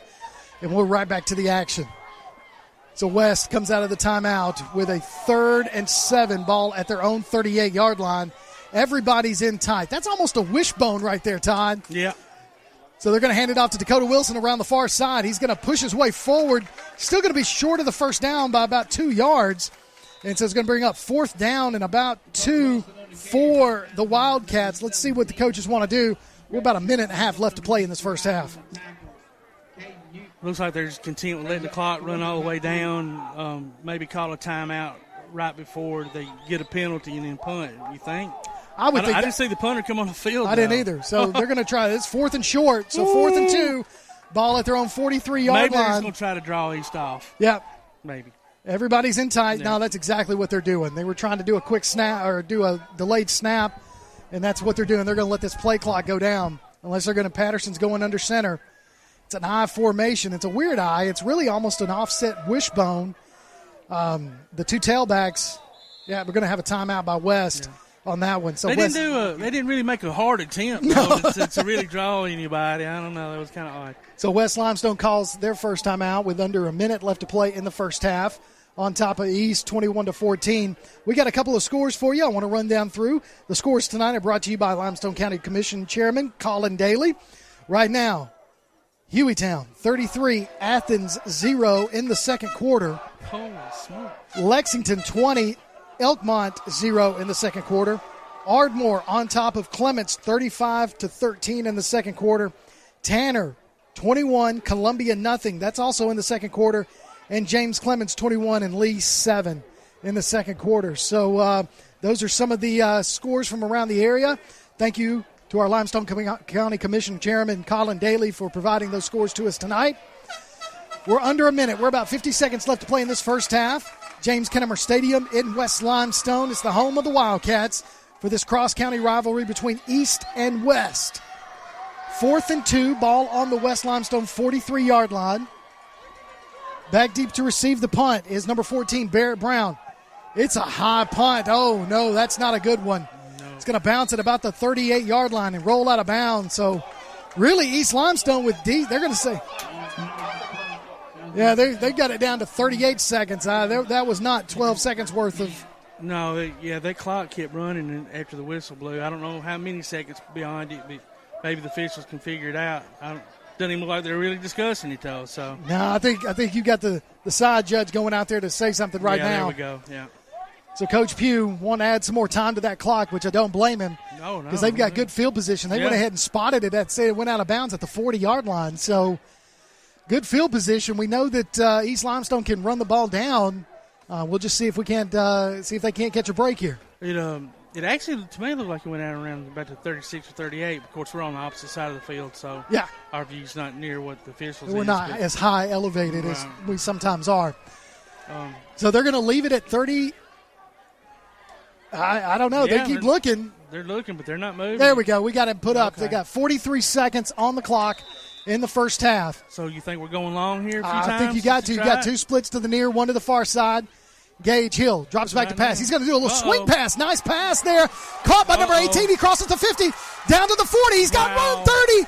Cuts it across. Trips at the 25-yard line, down at about the 24. Goes number 18. That is Barrett, or 14, Barrett Brown. No, check the 18. Alexander Mason with a huge reception. Yeah, Landon Novice, I'm going to give credit for the tackle, but he kind of just tripped trying to make a cutback. But, boy, that was a big mistake here by the Wildcat defense.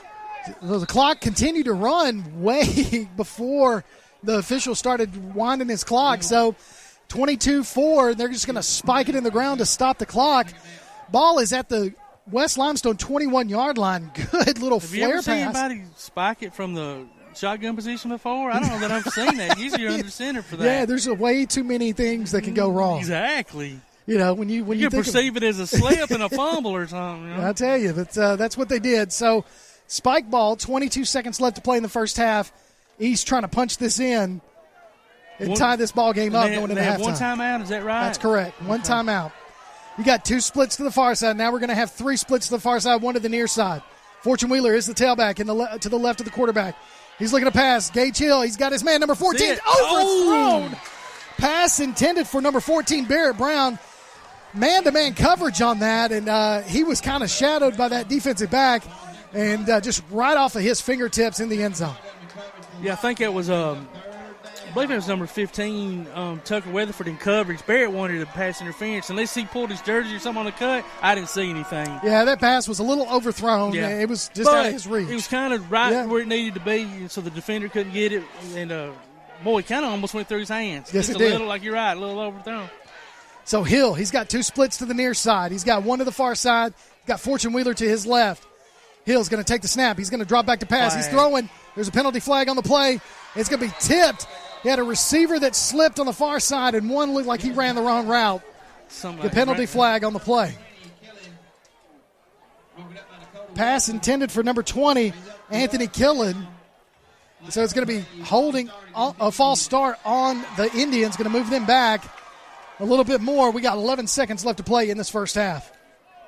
Yeah, I'm not sure if he ran the wrong route or Gage thought he was cutting out instead of in. They just miscommunication on somebody's part, without a doubt. Lucky the ball wasn't intercepted. Yeah, because it went off two Wildcat defenders. All right, so maybe time for 2 plays, but this could be the last one. 11 seconds left. Trips to the far side. 1 split to the near side, and we got a timeout. West Limestone's going to call their second timeout of the half because they don't like the way things are set up, and they want to keep the Indians out of the end zone.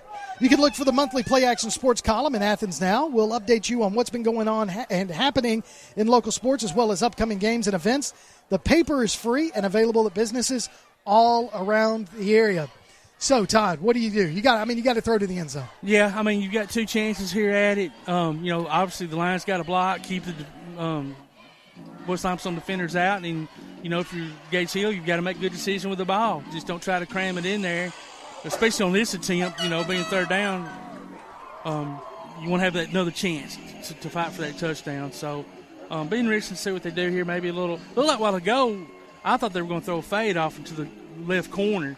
It was one-on-one coverage at the time, and I thought, man, that might be the place to go. But he didn't even look over that way, and really I was kind of paying attention, and the receiver wasn't open. But might be something to look at. I don't know. Anytime you can get one-on-one coverage, just let your athlete go up and make a play, right? Throw it to the end zone and try to, in worst-case scenario, knock it down. And this is 4th down. So. Oh, okay. I thought it was 3rd. Yeah, so it's 4th and 10. So this is it. So you got to go to the end zone. So this could be the final play of the half for East Limestone. Trips to the far side. 1 back in the backfield. Hill, shotgun.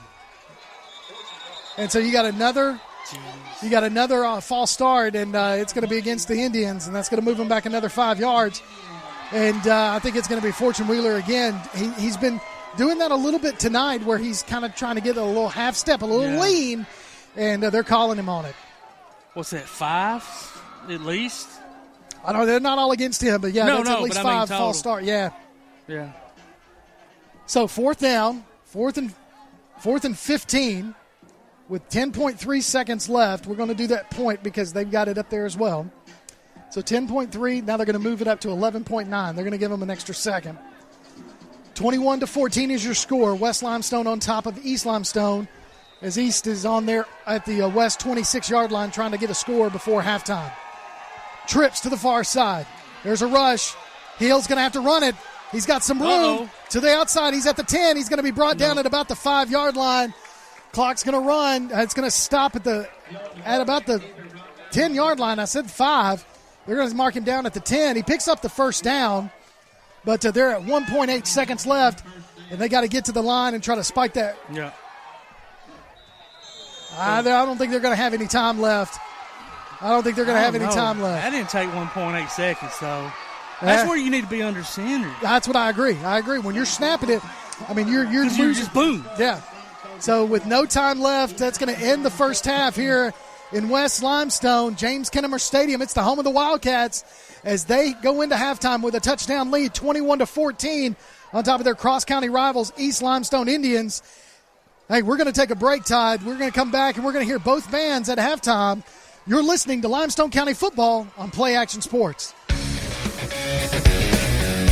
Time for our Play Action Sports Sideline Shout-Out. A tip of the hat from the head coaches to their assistants on the sidelines. First off is visiting coach, East Limestone's Jeff Pugh. On offense this year, we have coaching the running backs, Coach Bobby Earl Green, and he's been here with us as our defensive coordinator, but he takes over at the running back position for us, and I coach quarterbacks myself, and our offensive line is coached by David Thaxton, who came to us this year, and Dean Hester, who's been here for a while. They've both been doing offensive line this year. Coach Hester's been doing it for a while, so he's familiar with what we do here. Our tight ends are coached by Kirk Murphy. He's been here. This is the first year he's coached tight ends. Our receivers are coached by a new guy, Coach Morrison, that come to us this year for the first time, and he does a good job with them. And Coach Peyton Bolden, he came to us from West Limestone this year. He's a new guy too. So we got a lot of new faces over there on the offensive side of the ball. Also, Brick helps with the quarterbacks. My son, Brick Pugh, and then Landon Langston. They're both middle school coaches, but Landon helps with the offensive line too, and he does centers. And it helps out to have that many people doing the offensive positions, and those coaches work hard. We're kind of a work in progress this year. We've got a lot of new kids in the offensive line that they're not freshmen, they're not sophomores. Some of them are juniors, but it's the first time they've been on the varsity field because they didn't play last year, or they came out of a different sport, or we got them from another school. So this is kind of a young team that's getting better each week, and that's because these coaches are working hard, and I appreciate their efforts and all their time, because we play a different brand of football here than a lot of other places that are 5A. It's blocking schemes are a little different than what other people do. We're not a zone concept team where it's just get a hat on a hat. We got block down, kick out a lot, and people pulling, so it's tough. And the backs have to know where to field. They have to know who to pick up in case our defense does this or that. So it's a little bit complicated what we run. We want to do it well. That all goes into the process of winning. And I appreciate those assistant coaches for doing that. Next is home coach, West Limestone's Shelby Davis. Middle school staff, we've got Coach Moore. He's been with us ever since I got here. He runs the defense, does a good job. He's a sheriff deputy here in the county, and he's got a boy in the program, so he cares a lot about the kids, and he cares, how well we do, so he does a good job. On the other side of the ball, we've got Coach Luter. He's actually our SRO. He's got another boy in the program, and he leads. He runs the offense, does a good job. He has a lot of rapport with the kids and in the community and with the parents and all that good stuff. But I tell people all the time, this is his first year with us, and I told him we should have hired him 3 years ago. He does a great job, and he's actually on campus with us during the day, and so he's able to do a lot more than some of our other volunteers. But he's doing a fantastic job with our middle school offense. We got two more assistants. Coach Chuck, he's new this year, got hired late, and he's out there every day. He's a Army Reserve, and so he's second lieutenant there. So he's got his military background, which we kind of like, and he really stays on the kids and stays after them. And he's real young and eager to learn. So we're excited about him. And we got Coach Camp. He's one of our baseball coaches.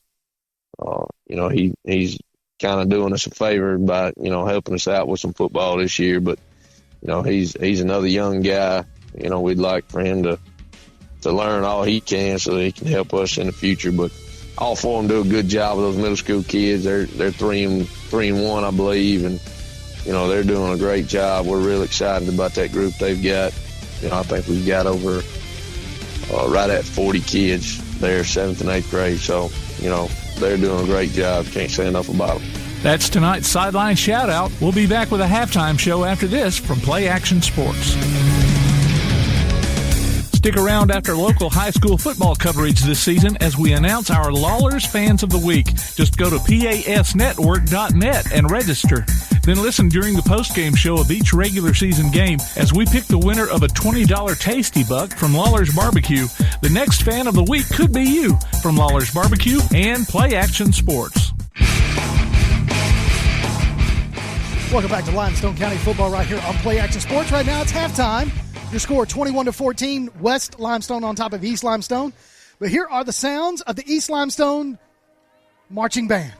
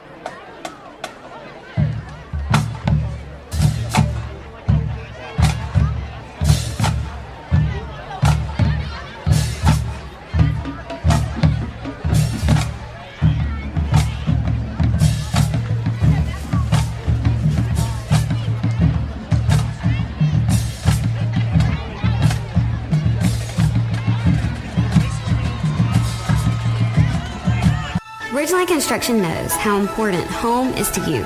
We want the process to be one in which you have complete trust and understanding in the services we provide. I'm quite impressed with the amount of guys that can come in and get that all done in really one day. They're going to do exactly what needs to be done for your house. It's time to trust Ridgeline Construction with your biggest investment. You won't regret it, and that's a promise from our family to yours. Ridgeline Construction. Call 325-1345 or visit ridgelineconstructionhsv.com. Hey guys, this is Joanna with CEI Bookstore and Truth Publications. I'd like to personally invite you to our storefront. While you're here, you'll find a variety of Bibles, children's gift items, trustworthy study materials, and more. Come check out our children's section. It's filled with Bible stories, picture books, games, toys, and a growing selection of homeschool materials. Here at CEI Bookstore, our goal is to provide you with trustworthy resources to bring you and your family closer to God.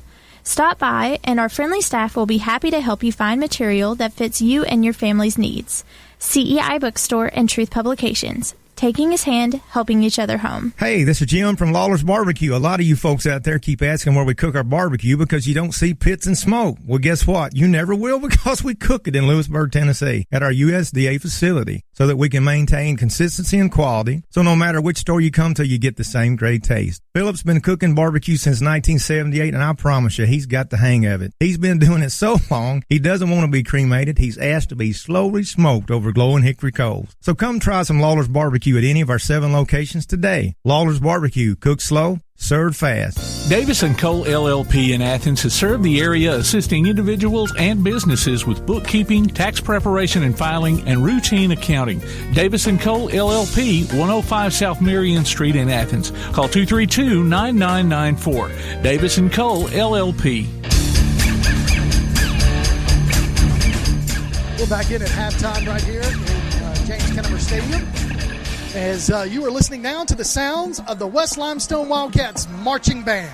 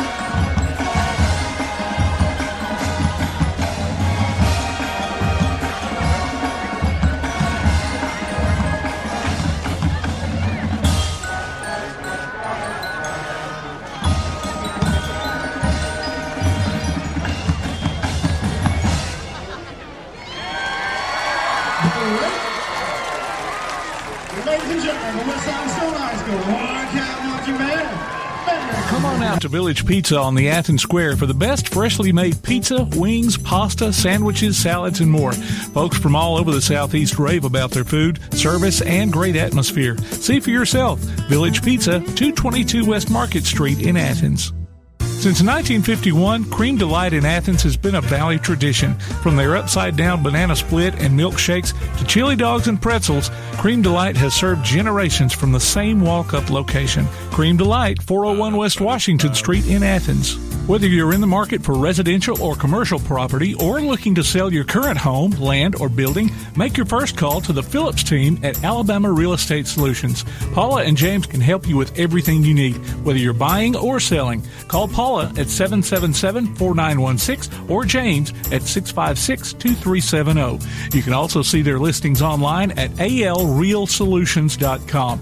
Look for them on Facebook, too. The Phillips team at Alabama Real Estate Solutions. Real solutions for real estate. Athens Utilities comprises Athens Electric, Athens Gas, and Athens Water Services. Together, we are committed to providing reliable and affordable electricity, natural gas, and water and wastewater services. We operate as part of the City of Athens, and just like our city's motto of Athens is classic Southern character, we believe in supporting what makes our community special, and that includes Athens and Limestone County sports. Call 233-8750, go by their office at 508 South Jefferson Street, or look for the link online at athensal.us. The next time you need a pharmacy, one call to Athens Creekside Drugs, Salem Pharmacy, or Florence Express Pharmacy will fill the bill. All three locations are committed to providing you the best services a pharmacy can offer, with the emphasis on quality, value, and service. Whether your needs are simple or complex in nature, either location can provide solutions that deliver results. They pride themselves on being a company where customer service means timeliness, quality service, and a friendly attitude. Athens Creekside Drugs at 605 Highway 31 South, Salem Pharmacy at 28730 Highway 99, and Florence Express Pharmacy on Mall Road in Florence. One of the worst feelings you can have is that of being stranded. Well, BT's Towing, Tire, and Truck Repair makes that a thing of the past, with 24/7 towing services and roadside assistance in the northern Alabama and southern Tennessee areas.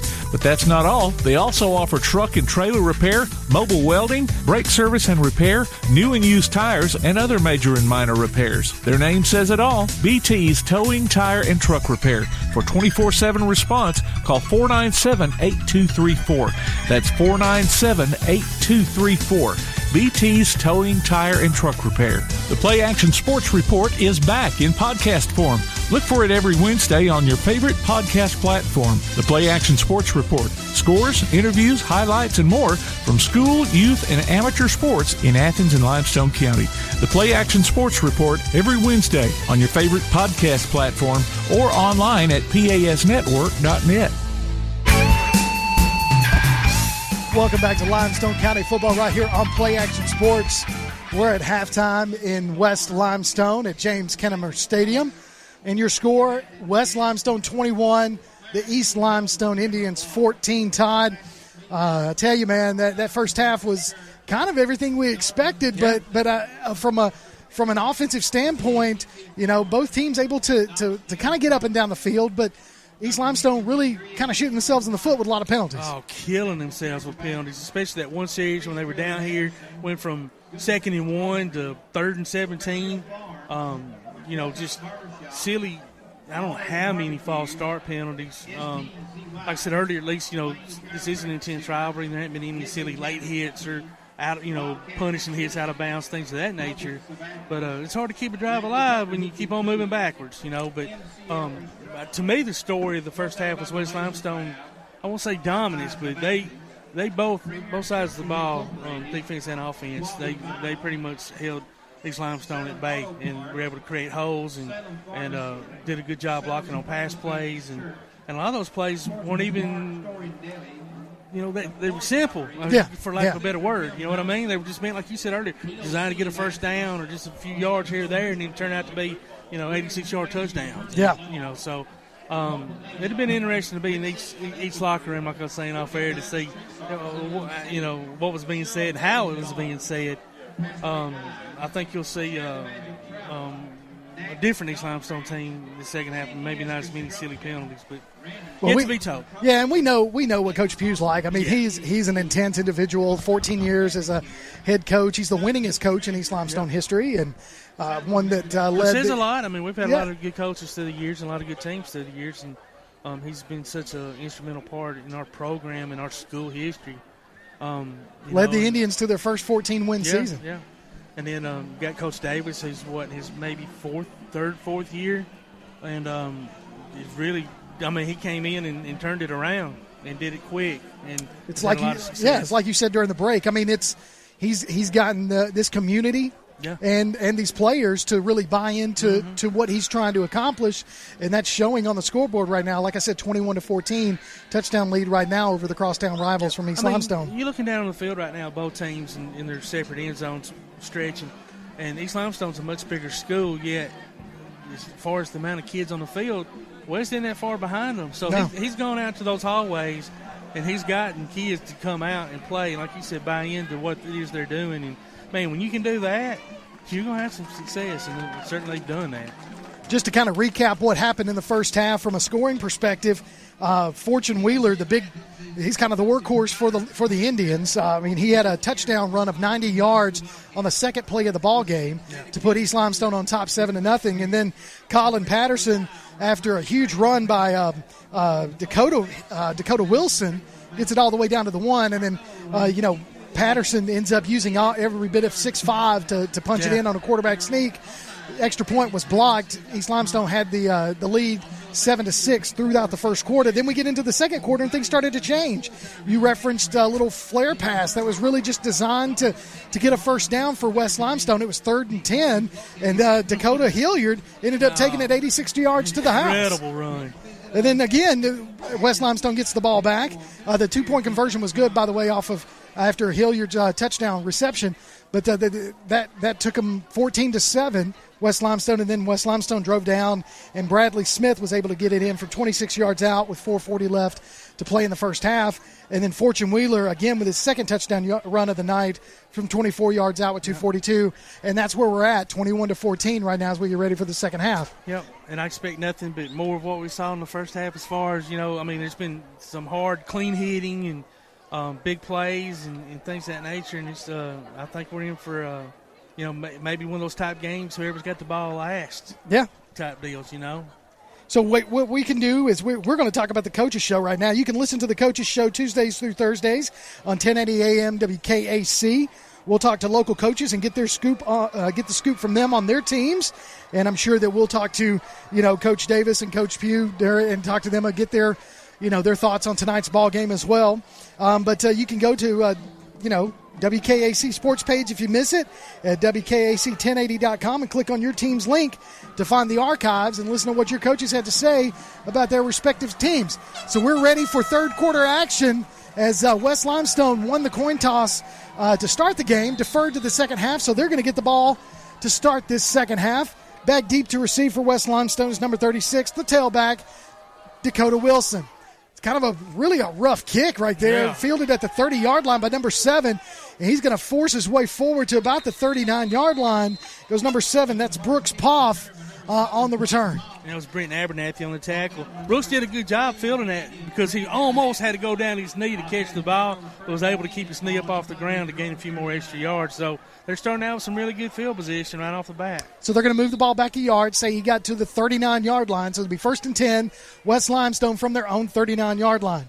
Colin Patterson, he's the quarterback, 6'5", 175-pound junior, and he's going to be in the shotgun formation. He's going to have 2 splits, one to the near side, one to the far side, two to the far side. Check that. 2 splits to the far side, one to the near side. And he's got Dakota Wilson back there behind him. He's going to hand it off to Dakota. Dakota's going to go up the middle and force his way forward for about a 5-yard gain. It's going to be second down for the Wildcats. Yeah. Let's see.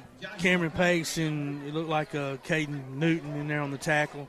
Nice blocking, though. Big hole, right? Well, if you gain 5 yards every time, you know what that results. Results every 2 plays is a first down. Yeah. So, you're getting a lot of push off the offensive line by the Wildcats on that big defensive line that the East Limestone Indians have. Absolutely, man, and that's what I'm saying. It's just surprising that West has managed to handle on both sides of the ball. Running back right behind Patterson. 2 splits to two splits, one to the far side, one to the near side. Puts a man in motion. Going to hand it off to Wilson again. And Wilson's going to be brought down to the backfield. Huge tackle by number 9 for East Limestone. Caden Joyner shot that gap, man. He got back there quick, and that was a huge play. The Indians needed that. So loss on the play of about 2 yards. It's going to be 3rd and 7. Ball at the Wildcat 42-yard line. So that's what you want right there. If you can come in out of halftime, Coach Pugh probably got a little revved up in there in the locker room and told the defense, hey, y'all need to stop them.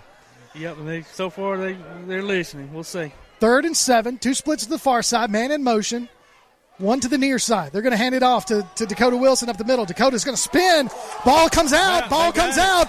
East Limestone says they have it, and they do. Dakota Wilson with the fumble. East Limestone with the ball at the West 46-yard line. Still got a player down. Looks like Dakota Wilson is still down on the play. Not looking good right there. He's down right now. And he's I don't know. They're tending to him. He's on his belly. I didn't see him take a big hit. And, yeah, he's getting up on his own. Sometimes, this is terrible, but sometimes when you see situations like that, it's more about what just happened, not a physical hurt. That was an emotional hurt. Yeah, sometimes I think both of them play into that. Fumble the ball and give the other team great field position. But, it wasn't for lack of effort. He was trying to gain extra yards, and when he did that spin move, ball got knocked out of his hand. So good job defensively by the East Limestone Indians. So he had the first down before the ball popped out, but did turn it over. So East Limestone with the ball from the West, 47. So it's going to be a fake handoff. It's going to be an end around. It's going to be handed off to number 18. There's going to be a penalty flag on the play. He's going to cross the 40, pushed out of bounds at about the 34-yard line.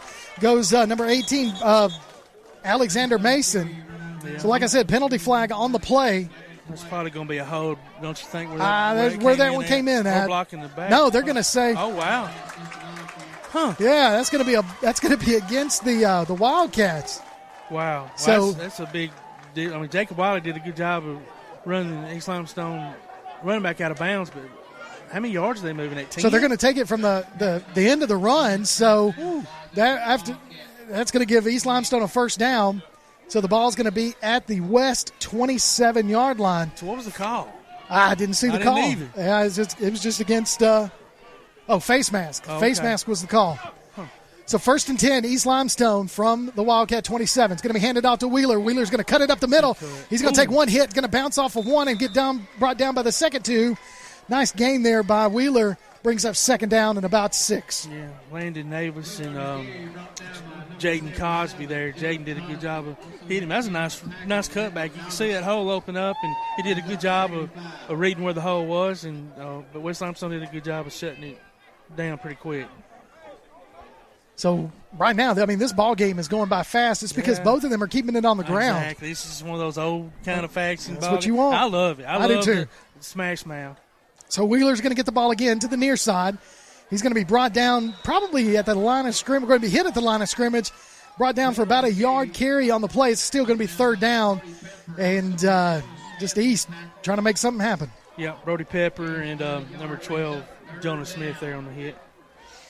The temperature has definitely dropped a little bit, so we're probably in the low 60s, probably rolling around 50-something degrees. It says 60 on my phone. 60 on the phone. So this is perfect football. I love it, man. I had to put my sweatshirt on, and I love it. Every minute of this. It smells like football. Yeah, it does. All right, shotgun formation. Wheeler to Hill's left. Split. Going to fake the handoff. Ball's on the ground. Hill's going to be tackled in the backfield for a loss on the play. That just looks like Wheeler Hill didn't pull the ball out off the handoff off the fake and just rolled right off of Wheeler's side. He didn't. And Brody Pepper and Jaden Cosby were both right there. They just couldn't get it on the ground quick enough to recover it. And that was dangerous too. Usually you just need to fall on that ball. But, Gage did a good job, picked it up, and tried to make something out of it. But. So 4th down from the West Limestone 24-yard line. East has the ball. Shotgun formation. Everybody's going to shift. One split to the near side. They're going to hand it off to Wheeler up the middle. He's got a hole again. He's going to push his way forward. Still going to end up being short of the first down by about 2 yards. So based on the spot of the ball, it looks like West was able to hold them. So it'll be turnover on downs. It'll be West Limestone ball at about the 18-yard line. Yeah, Bradley Smith there on the tackle. That's kind of an interesting call on 4th and 6. Well, I tell you, the hole was there. Yeah. But the linebackers were able to get back into position and make the hit. Braden did a good job of fighting off his block and sealing it. So West gets the ball again for the second half. They had to punt their first possession of the second half. 7:59 left to play in the third quarter. West on top of East by a touchdown, 21-14.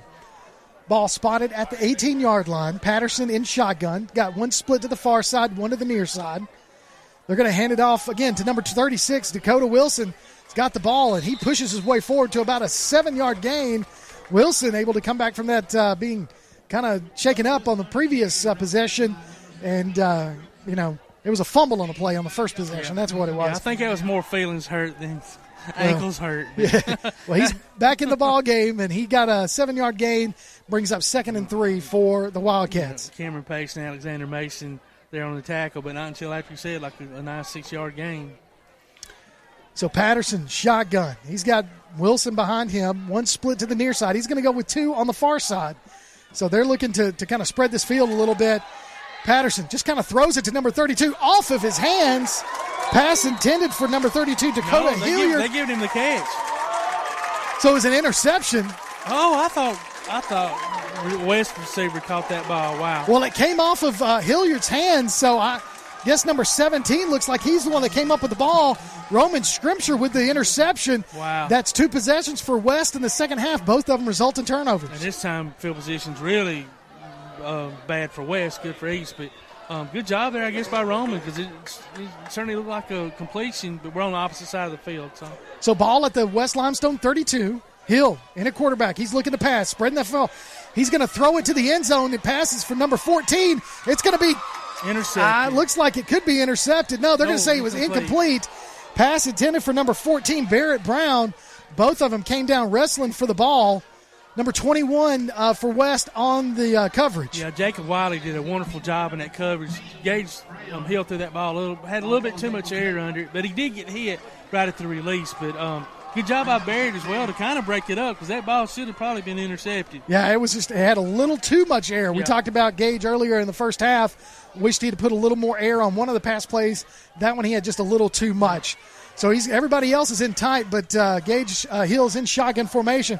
Going to hand it to Forrest Wheeler up the middle. Forrest trying to juke and jive his way through. He's got a little bit of a hole. It's going to be met at the 25-yard line and brought down at about there. They're going to say 25, but, man, he was stood up right there at that 25-yard line. Wow, he stood him up hard. But a nice gain there of about 7 yards on the play, so 3rd and 3 at the West Limestone 25-yard line. So East, good field position. They just need to get a first down here. And obviously this part of the field, this is kind of 2-down territory, two downs to get to 3 yards. Of course, they'd like to get it here. So shotgun, going to hand it off to Wheeler again. Wheeler's going to try to bust it up the middle, and he dives forward to about the 24, 23-yard line. So he's going to be, I think, short of the first down by about a yard. So 4th and 1 at the 24-yard line of West. Brett Are they going to measure did a wonderful job. To me, it looked too short to measure. It looks like they are, though. I don't know. Just depends where I'm seeing it. They're going to say he's short. Yeah. They're going to say he's short. So, so 4th and 1 at the 23-yard line. 6:03 left to play in the third quarter. West trying to tie this ball game up, down by a touchdown, 21-14. Big play here for both teams. East Limestone trying to tie this ball game up. Everybody's in tight. That's a big running back back there. Hill's going to take it on a quarterback sneak, and maybe the second effort he was able to get the first down, but barely. Man, I tell you, that might require a measurement. So he was stood up when he tried to keep it and was trying to bounce it to the outside and fell forward. It's just a mass of humanity there on both sides. It's just a big wad of people. I think they got it, but they look like they're gonna measure this. It was awful close, like you said. The second effort's what got it, if he did get it, because he was initially stood up. So we've kind of got. It's really hard to see where the down marker is. But we can see it going out there. They take the chains out there to stretch this thing out. See if East gets that first down. I think he got it. Ooh, yep. Ooh. Well, like half a football. Oh, West is saying no. They're glad to get a. Look at that. They're going to have to get a They're going to get. He's running his hand. First down. Oh, wow. I've never seen that happen before. I tell you what. You? I have seen where an official has taken his notebook out and used the cover and run it down the pole, run it down the marker to see if it touches. That was close. And so he gave it the first down. So 1st and 10, ball at the 22-yard line. East Limestone. Talking about a game of inches. Yes, it is. So Fortune Wheeler's going to get the ball around the near side. He's going to cut it to the inside, spin his way forward. They're going to say short of the. I thought he got to the 15-yard line. They're going to mark him at about the 16.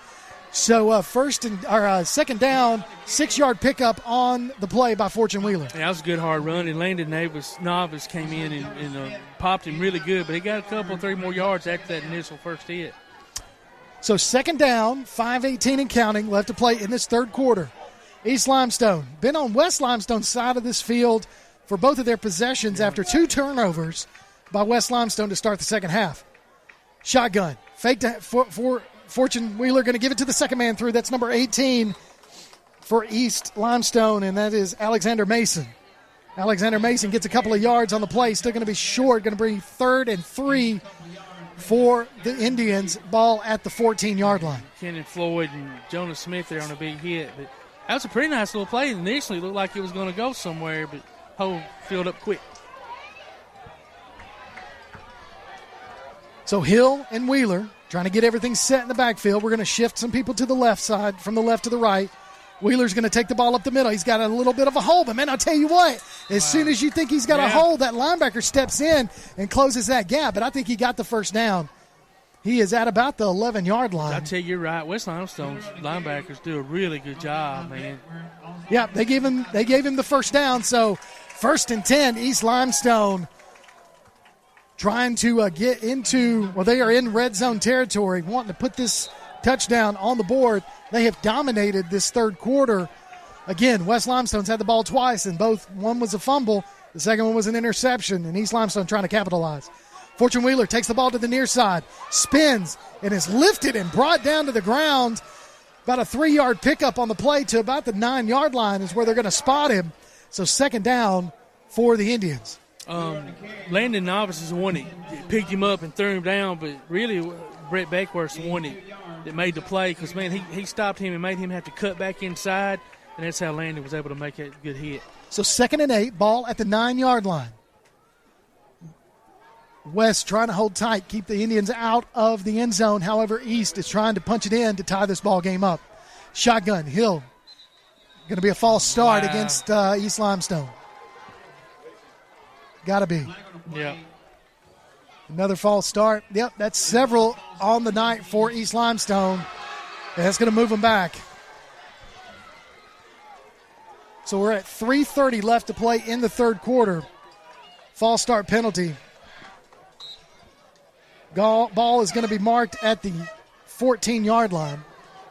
Still second down and 13. Need to get to about the 2 for a first down. So it's going to be a jet sweep to number 18, and he tried to make that corner, but he didn't make it. Brought down by number 21 for West. Yeah, Jacob Wiley did a really good job, stayed at home. Sometimes I question those kind of calls, running a tall sweep to the short side of the field. There's nowhere for him to go. Nowhere to go. So the jet sweep was to Alexander Mason, and he wasn't able to make that corner. So it's going to bring up 3rd and 14 for East Limestone. So they're in the huddle, looking to do something. So you've got Hill in at quarterback. To his right is Fortune. They're going to fake the handoff to Fortune. Oh, he's going to be hit at the line, or a hit on the pass. Gage Hill had number 77 in his face, and as he dropped back to pass, his arm was hit. Yeah. Jaden Cosby, man, he did a good job. He's a big boy, too. They got Jaden Leeson at 6'2", 255. Well, let me tell you, he put those paws up. Yes, and there wasn't, Gage wasn't able to kind of look over through that. or anything. Gage Hill is 6 foot, but not throwing over him. I'll tell you what, lucky that ball didn't come up intercepted. Yep. So that brings up 4th and 14 for East Limestone. Hill, quarterback, shotgun. Everybody's in tight. Fortune Wheeler to his left. Going to fake the handoff. He's looking to throw into the end zone. Late. It's a other way to the pass to Fortune Wheeler. He went to the other side, and he's going to be pushed out of bounds at the marker. So he'll look to his left to throw to the end zone. And he had him. He had Corbin Lacey wide open. And you're right. It was too late, so he went to his second read, threw it to Fortune Wheeler to the right side. Wheeler was able to make a cut to the inside, then cut back out and was tackled out of bounds right at the marker, and they gave him the first down. So 1st and goal, East Limestone. Yeah, that was a great run. Without that cut, he's not getting that first down. No, he's not. No. So that's talent right there. Wheeler has really good vision on that field. Yes, he does. He has all night. Read the blocks really well. So everybody's in tight. So Hill's going to keep it himself, try to push it up the middle. East Limestone's indicating touchdown, but they're not the ones that get to make the call. So I think they're going to say he's short of the first down on that quarterback sneak. It's going to bring up 2nd and goal from about the 1. He didn't need that much. He must have got squat, I guess. Obviously, it's hard to tell from up here exactly where the ball's sitting, but it looks like it's almost sitting right on the goal line, doesn't it? It does. They're in the south end zone. I mean, it's 6 inches from the marker, the white line. So East in the huddle right now, trying to make the play. 2nd and goal, ball at the 1 yard line. 1:43 and counting left to play in this third quarter. One split to the far side. Everybody else is in tight. Hill got Wheeler, moves him from his left to his right. Going to hand it off to Wheeler. Wheeler's going to make a cut right up the middle. Yeah. Oh. He almost dropped that ball. He was in the end zone, but he read so the number 32, the defensive end, was going to keep him from bouncing to the outside, but there was nobody to secure the inside, and Wheeler just cut it up. If that ball had gone on the back of that end zone, you think he'd have crossed the line? I think he was good. I think he was good. So Wheeler with his 3rd touchdown of the night, a 2-yard touchdown run with 1:25 left to play in the third quarter. Made it interesting at least. Yes, it did. Snap up, kick through the uprights. That's a tie ball game right there. Your score with 1:25 left to play in this third quarter. We're knotted up at 21. East and West, crosstown rivals, making it interesting tonight. Yep. Great game. So now, this will be the 3rd possession for West Limestone. And as we said before, Todd, West came out. First down run by Dakota Wilson, pops it up. Coughs it up. Yep. East not able to capitalize on that turnover. An interception on the far sideline. East is able to drive it in for a touchdown. I tell you what, though, West made them work for it hard. Absolutely. They had a couple opportunities to stop them and just weren't able to pull it off. And, of course, we had that one 4th down play there where the officials had to get on their knees to determine if it was a first down or not. Yeah. And, that very well might be the play of the game when this is all said and done, because they went on to score a touchdown after that. But what an exciting game. And I love it, man. They're just lining up and it's just getting head after to head, man. I mean, this third quarter has gone by fast. Yeah. So Dakota Wilson's back deep to receive, and it's going to be offsides on the kicking team. So they went ahead. They went ahead of somebody got ahead of the kicker. And they haven't been very successful in kicking the ball deep tonight already, so West Limestone's probably going to come out here with some pretty decent field position. Yeah, Dakota Wilson's moving up to about his 20-yard line. So they're going to move East back to the 35-yard line. So if I'm East, I don't know that I don't try to kick this sucker just high and as long as he can and maybe get a fair catch out of the deal so they don't have the opportunity to even return it because, I think that's exactly what he's doing, Todd. Just straight on. And he does. Oh, that's not bad. He's so Hart with a good kick. It's going to be fielded at the 20-yard line by number 21. Oh, good block. There's a block right there. There's a block in the back. I didn't see a penalty flag. And he's going to be brought down for a loss. I mean, he fielded it at the 20, got to the 30, and then ended up being brought down at the 22-yard line. So it'll be West Limestone ball from their own 22. There was a block in the back that did not get called. Yeah, they didn't call it. Brenton Abernathy did a really good job of making the initial hit and kind of driving him back a little bit. And then Joshua Cunningham did even a better job of coming in and putting him on the ground. So they're going to mark it. They're going to say they're going to mark him down, say his forward momentum was at the 29. So I guess they're going to go with the initial hit, and then say Cunningham was just got to have his name called on the radio. Yep. So Patterson, shotgun. Got one back behind him. Dakota Wilson's going to take the ball, try to cut it up the middle. He runs into a wall of white jerseys. probably about a yard on the play, maybe 2 on the game. It's going to bring up 2nd down and 8 for the Wildcats. Yeah, so you got a whole slew of I would, if you want to, just call the entire defensive line. Yeah, Kate Newman, Austin Reynolds, we're in there. Maybe it's a little fire a little bit under the defensive line here and see maybe if they can get a stop. So 2 splits to the far side, 1 to the near side. Patterson's got 1 running back behind him, puts a man in motion, goes from the left to the right. Patterson's going to roll to the far side. It's going to be a little swing pass out to number 6, caught at the 38-yard line, going to be pushed out of bounds. Nice little 6-yard pickup there, bring up pretty. 3rd down. He's got a nice little arm on him too, man. That's tough. That was actually a pretty play, rolling out, hit his guy right on the mark in the hand. So that might be something they want to consider looking at again. So nice 6-yard pickup right there, brings up 3rd and 2. Ball at the Wildcat 37-yard line. I'd be anxious to see what Patterson can do in the pocket, to see if he can just heave it. I'm going to say he can. I bet he can too. That was crisp. So he's looking for his splits, but he's just going to hand it off to number 27. That's Smith. We've seen him tonight. Crosses the 45 out to the 40. Dude, he's in a foot race, going to be run out of bounds at about the 20-yard line. Huge pickup by number 27. That is Bradley Smith with a huge run for West Limestone. Fortune Wheeler and Joshua Cunningham, at some point finally caught up with him, but man, what a nice run. That dude's got some legs on him. Yes, he does. So that's about a 60-yard game. It's going to be really cool to see the stats in this game rushing-wise. Both teams have really done allowed the ground. Yeah, they have. So Dakota Wilson's going to get the ball on the right side. And it's going to be brought down at the line of scrimmage for no gain. 2nd and 10 for West as we end the 3rd quarter. At the end of the 3rd quarter, your score is tied. East and West, Limestone knotted up at 21. You're listening to Limestone County football on Play Action Sports. The Bama Zach Memorial Scholarship has been set up to honor the legacy of Bama Zach Green, a huge fan of the Crimson Tide, along with Limestone County sports. The scholarship will go each year to a male and female athlete from Limestone County. Checks should be made out to Bama Zach Memorial Scholarship and can be sent in care of Garth Garris, 13833 Pinnacle Drive, Athens, Alabama, 35613. Donations can also be made in person at First State Bank of the South at 1319 Highway 72 East in Athens. Thank you for showing your support for local athletes by giving to the Bama Zach Memorial Scholarship. Keep up with local school, travel, youth, and amateur sports throughout the week with the Play Action Sports Update. Listen weekday mornings at 7:30 and weekday afternoons at 1:30 and 3:30 as we bring you the latest scores, news, and announcements from Limestone County and surrounding communities. That's the Play Action Sports Update 3 times a day, Monday through Friday on 1080 WKAC. Welcome back to Limestone County Sports right here on Play Action Sports Network. We're all knotted up at the end of the 3rd quarter, starting the 4th quarter, 21-all.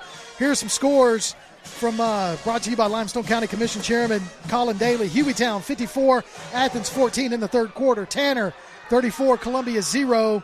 James Clemens 35-15 on Lee in the 3rd quarter, and Lexington 34-0 over Elkmont in the 3rd quarter. So those are your scores brought to you by Limestone County Commissioner Colin Daly. And we're starting 3rd quarter action as West Limestone gets the ball. About a 4-yard pickup by number 36, Dakota Wilson. It's going to bring up 3rd and 5, ball at the East Limestone 15-yard line. So here we go. I tell you, right, man. 4th quarter. I mean, that 3rd quarter just flew by. But like you said, everything's been on the ground pretty much tonight, and neither team can seem to stop the run. No. So Patterson, shotgun, trying to get him to jump off sides. East Limestone able to hold position. 2 splits to the far side, 1 to the near side, changing the play at the line of scrimmage. He's got Bradley Smith to his right, going to hand it off to Smith up the middle. Ooh. Smith tries a juke move. Is going to be brought down by number 10, and then a couple more come in to finish the job for East Limestone. No gain on the play. Great job by Joshua Cunningham to initially hit him, hold on to him long enough, let Chase Newby and a couple other guys come in and make the tackle. But that hadn't happened too many times tonight for either team. Well, Cunningham, from his defensive end position, able to be the first person to meet Smith in the backfield and just call, like I said earlier, call the cavalry, and they come in. So it looks like West is going to try for a field goal. So this field goal is going to be marked at about the 21-yard line. So it'll be about a 31-yard field goal attempt by West Limestone. There's the snap.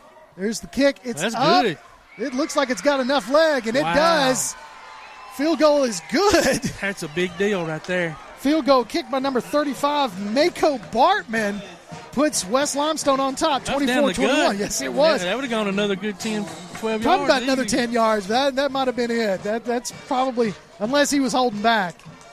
But good 31-yard field goal by West Limestone to take the lead with 10:21 left to play in the fourth quarter.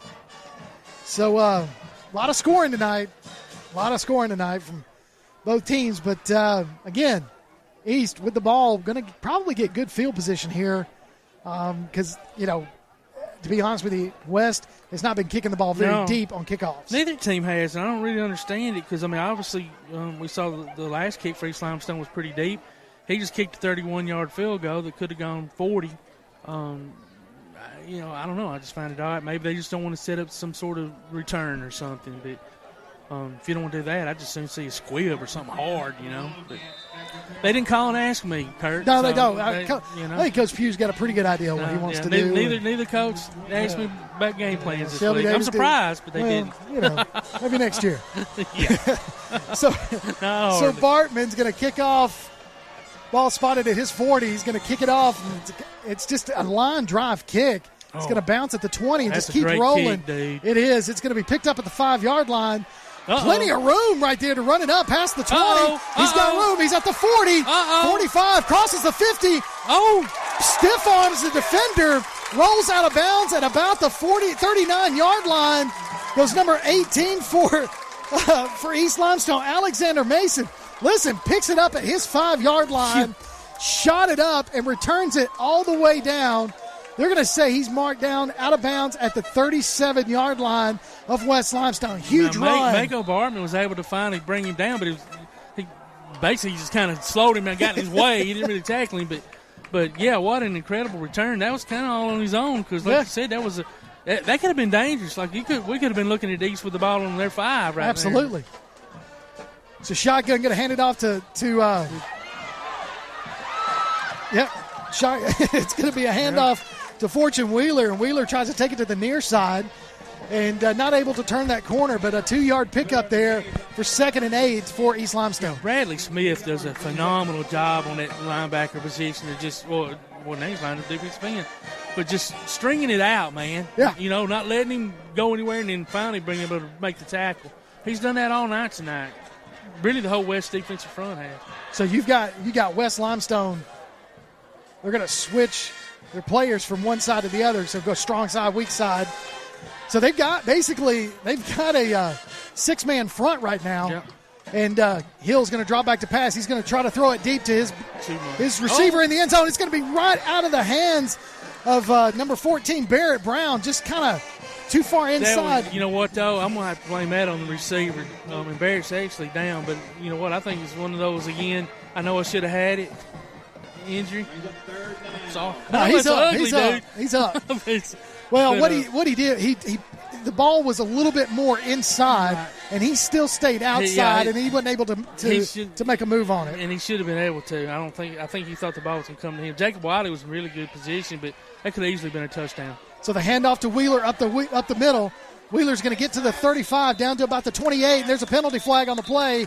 And it does look like a face mask against West Limestone, so that's going to give East another first down. Brandon Alvis did a good job, grabbed his ankle and held on to it long enough, but unfortunately for West, another defender came in and grabbed the face mask. So with that penalty, that's going to move East a little deeper into West Limestone territory.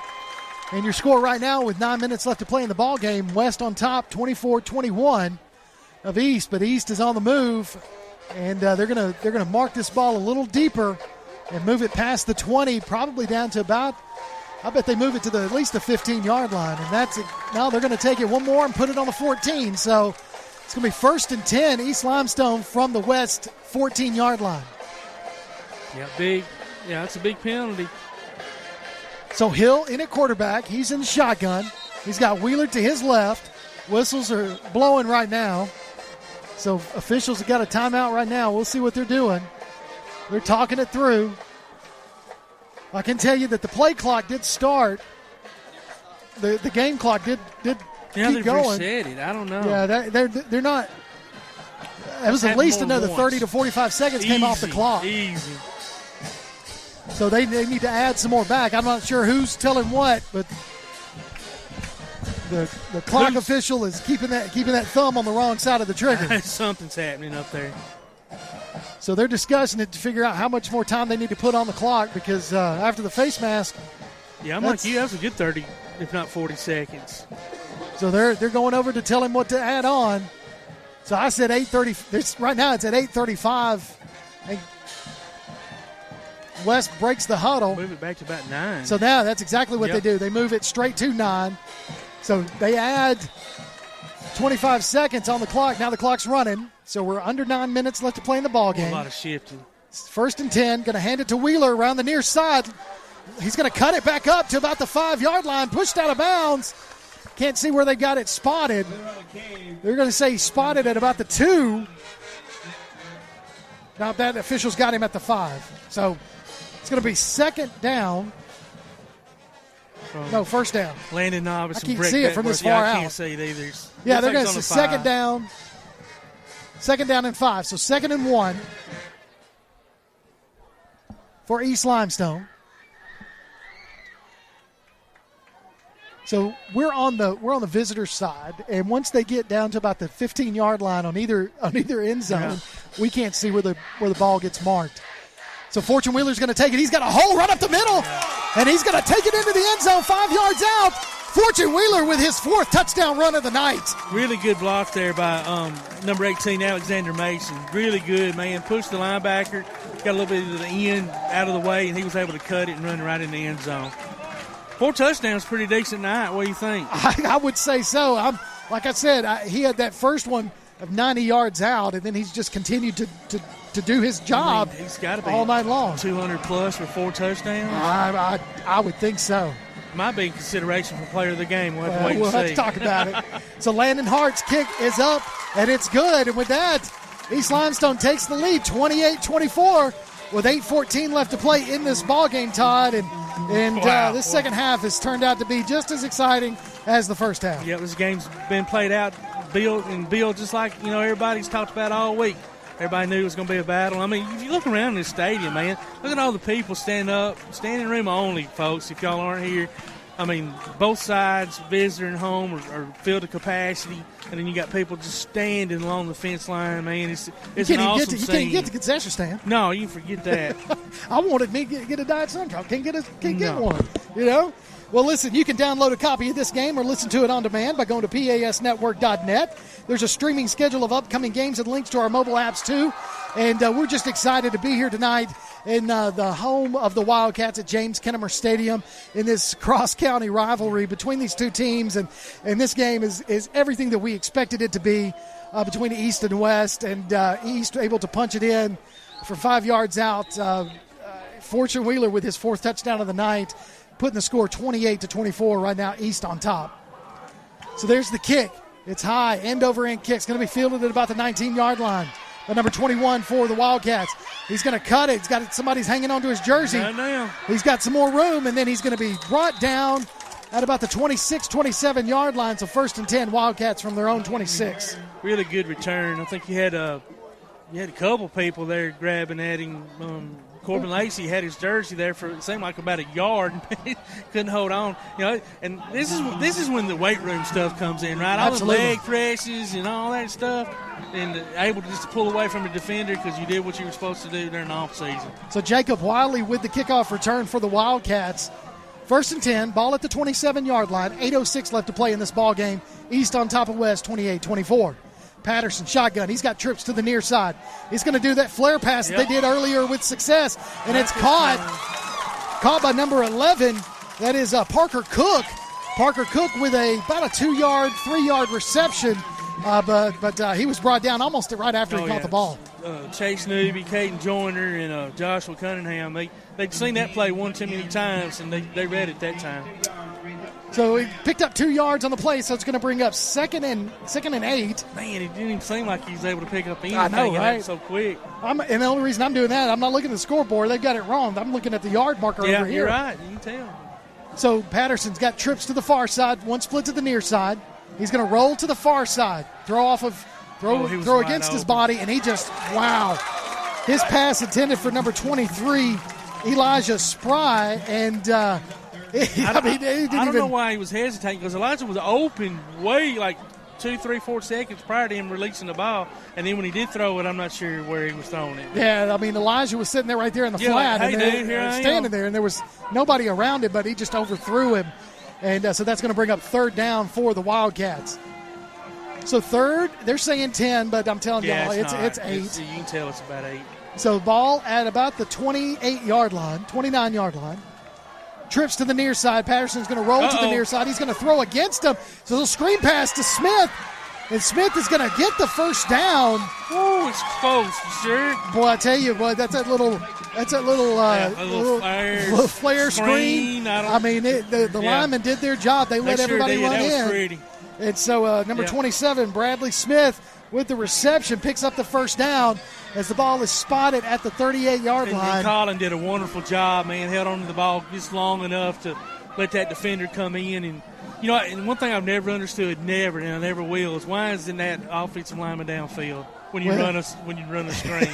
I mean, they're all downfield. Yeah, they're all pretty much downfield. But you get a little bit of grace, but not much.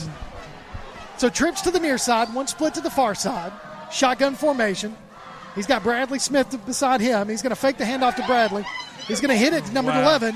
Number 11 with the reception for the West Limestone Wildcats. Picks up 8 yards on the play, goes Parker Cook. And so it's going to bring second down and 2 they're going to say only a 6-yard pickup. So second down and 4 for the Wildcats. Caden Joyner and I don't know if that was Demontrius Johnson, number 11, in there on that tackle, but that was a nice little catch and throw. Yeah. You know, he just kind of ran his route, found an open spot, and turned around and stopped. Trips to the far side, one split to the near side. Patterson, shotgun. He's got Bradley Smith right in the backfield with him. It's going to be another screen pass out to number 13. Number 13 keeps the ball, and then he drops the ball. They are going to say it's a fumble. It's picked up by East Limestone by number 2, and he's going to be pushed out of bounds at the 35-yard line. I tell you. I thought he was down. I did too. I did too. I thought he was down. I mean, that ball came out late. Haven Helms was the receiver, and the ball did come out, so they're saying it's another turnover. So that's West Limestone's third turnover of the second half, and it'll be East Limestone's ball at the West 35-yard line. Yeah, and I don't see anybody in the stands or the coaching staff on the sidelines complaining about it being a bad call. So, well, now we got the officials whistling. So Chase Newby was able to pick up that ball and return it probably about nice 25 yards. And, they're not doing replay here, are they? No, they're not doing replay. I would be anxious to see a replay on that. I would love to see replay that. But it doesn't matter. It's East ball at the 35-yard line of West Limestone after the fumble recovery with 5:41 left to play in this ball game. East on top, 28-24. They're going to hand it to Fortune Wheeler up the middle. Fortune's going to fall forward for about a 3-yard gain, and looks like Coach Pugh is going to say, keep it on the field or keep it, just grind this out as much as we can. Yeah, eat up that time. You've got the lead. So you got a 4-point lead, so, you punch it in and, try to make this a nice little 12-point or 11-point lead. Turnovers will absolutely throttle you. And yeah. That's exactly what's happened to the Wildcats up to this point. But you know what? East is due, so you never know. So 2 fumbles and 1 interception in the second half. East. And that was so bad because it was after such a huge game. Yeah. So going to be a false start, I bet, again on East. No. So basically what's going on is the same thing that we said earlier. Fortune is lining up, and then he's starting to lean a little bit right before that snap, and it's just a false start. So you can hear the coaches yelling at him, trying to keep himself still on that. I guess it's just more of a not habit. I don't know. I mean, you're right. But he's done it. You're right. A lot tonight. So 2nd and 12 from the 37-yard line. We're under 5 minutes left to play in this ball game. Hill, quarterback, is going to move Wheeler from his left to his right. He's going to bring everybody else to the left. One split to the left. Going to hand it to Wheeler around the near side. Wheeler's trying to take the corner, and he's going to be brought in the backfield for a loss by Bradley Smith, number 27 for the Wildcats. Yeah, man, I mean, dude, we've called his name how many times tonight? Well, you call him on offense, call him on defense. That's what I'm saying. He's had one heck of a game. Win or lose, he's certainly earned something special for the night because he just both sides of the ball, man. Beast. It's a 2-yard loss on the play, 3rd and 14. Ball is at the West 39-yard line. East with the ball. Gage Hill, quarterback, shotgun. Got one split to the near side. Going to take Wheeler. Again, he's going to shift him from left to right. Everybody else comes to the left. Got a man in motion. That's going to be number 18. Number 18 is going to try to do it on the jet sweep. He's got a hole. Ooh. And then he's just going to be met by number 33. That closed up quick. Brett Beckworth called his name several times tonight as well. Boy, it looked like that was going to go somewhere, didn't it, Kurt? It did. Mason had a nice little groove going, and then as he tried to cut it up, I mean, he was just met hard. He sure was. So brings up 4th and 11 for East Limestone. We're under 4 minutes. We're about at the 3.5-minute mark right now with East on top, 28-24 on top of West Limestone. So far, the East Limestone's able to capitalize on only one turnover, punching it into the end zone. One of the 3 turnovers tonight in the second half. One split to the near side. Nobody to the outside. Uh-oh. He's going to try to throw a pass number 4. Oh, my God! It's going to be picked off by Bradley Smith. Bradley Smith's at the 40. Nope. He's at the 35, the 30. He's going to be brought down at about the 25, 24-yard line. Huge interception by Bradley Smith. I mean, it was like Gage Hill threw it straight to him. From sitting up here, you can see it, man. Caden Joyner sitting there baited him. Just baited him. He was reading in his eyes the whole way. He sat right there, and it looked like Gage was throwing it to him instead of the receiver. And I mean, like I said, they were due. I don't know why you're passing in that situation. Well, it was 4th down, so I agree. Yeah. Run it, keep that clock running. But right now it's 2:58 left to play in this ball game, and East Limestone on top by 4, 28-24. Everybody's in tight. I formation. Patterson's going to hand it off to Dakota Wilson. Dakota Wilson's going to forward for about a 5-yard play, and they're down to about the 15-yard line. Roman Scrimsher with the initial hit, but he still got a few yards after the carry before Barrett Brown brought him down. I want to mention something real quick. Tom McClung, our old buddy Tom, sent us a text. Reed Blankenship, who played right here at West Limestone, plays at MTSU now, Middle Tennessee State. Oh, that's right, yeah. And he set the record tonight for most tackles in MTSU history. That's awesome. So congratulations, Reed, West Limestone graduate. Good kid, too, man. So congratulations on all your success, buddy. Congratulations to all of them, everybody. And that's huge for West Limestone as well. Oh, yeah. And the family here. So Dakota Wilson's going to take it to the far side. He's going to get to the 10, to the 5. Going to be pushed out of bounds at about the 4-yard line. Goes Dakota Wilson. He picks up the first down, so it's going to be 1st and goal from about the 3. Big hit there by Demontria Johnson, but not until after a big game. And now you got the clock against you as well. So West trying to take the lead right here with right at 2 minutes left to play in this ball game. It's one of those things where you don't want to score too early and give them time, but at the same time you got to score. Yeah, exactly. I've always found that interesting. How coaches figure that stuff out, what plays to run versus not. Obviously, you want to keep it on the ground, keep the clock moving, force the other team to use timeouts. So we're at 2:02, and the officials have blown everything dead to stop the clock. Not sure what's going on. Probably more clock management time, or not management. Something that we haven't been able to get. Something where the clock keeps running because he went out of bounds. Yeah, clearly went out of bounds. So they added 8 seconds, so it's 2:10. Okay. So 2:10 on the clock, and everybody's in a huddle. So 1st and goal, ball at the 2-yard line. West Limestone, Patterson under center. He's got a little kind of off wishbone back there behind him. So they're going to hand it to Dakota Wilson. He's going to be met in the backfield, but he shakes a tackle. He's going to be brought down at about the 1, out of bounds again. And so Wilson with a first 1-yard carry is going to bring up 2nd and goal for the Wildcats. Great job by Corbin Lacey. He didn't bring him down, but he slowed him up enough to where others can come in and make the tackle. Because without that initial hit around his ankles, he probably would have scored. It looks like there's going to be a timeout on the field. The officials calling the timeout as they confer They're saying he's down at the 1. So I don't know if they're saying he got pushed out of bounds or what, but the clock has stopped at 1:51. I don't know what the discussion's about. So I think they're wanting to add more time back to the clock. I think you're right. They're looking at it again. So they're saying 19 seconds came off the clock, but again, he was out of bounds. So one of the things I was going to tell you, Zach, that I want to thank everybody here at West Limestone for recognizing Bama Zach tonight before the ball game, and that was really nice. I know the East Limestone family appreciates it. We appreciate it with Play Action Sports and WKAC. I know you guys worked together. I worked with him when we did tailgate talk and all of that, the Applebee's and stuff, and then just so thankful for. Just appreciate everybody thinking about Bama Zach. We miss him. Allison Garris. Yep. Oh. So there was a quarterback sneak by Patterson, but he didn't go anywhere on there. So they stopped him short of the goal line, so it's going to bring up 3rd and goal for West Limestone. Yeah, I just want to say real quick, commend Allison Garris and Garth for working so hard of creating that memorial fund for him. And there's going to be a lot of kids in this county get some scholarships from it. And so what a great way to honor Bama Zach and his legacy will live on for a long time. Absolutely. I know East Limestone's put some things on the field. Yeah. And that's had towels created in memorial. So penalty flag on the play.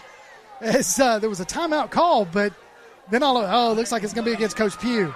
Coach Pugh is on the field right now, and there's a sideline warning, but there's a penalty flag on the play. Coach Pugh is kind of fired up right now. He didn't like it.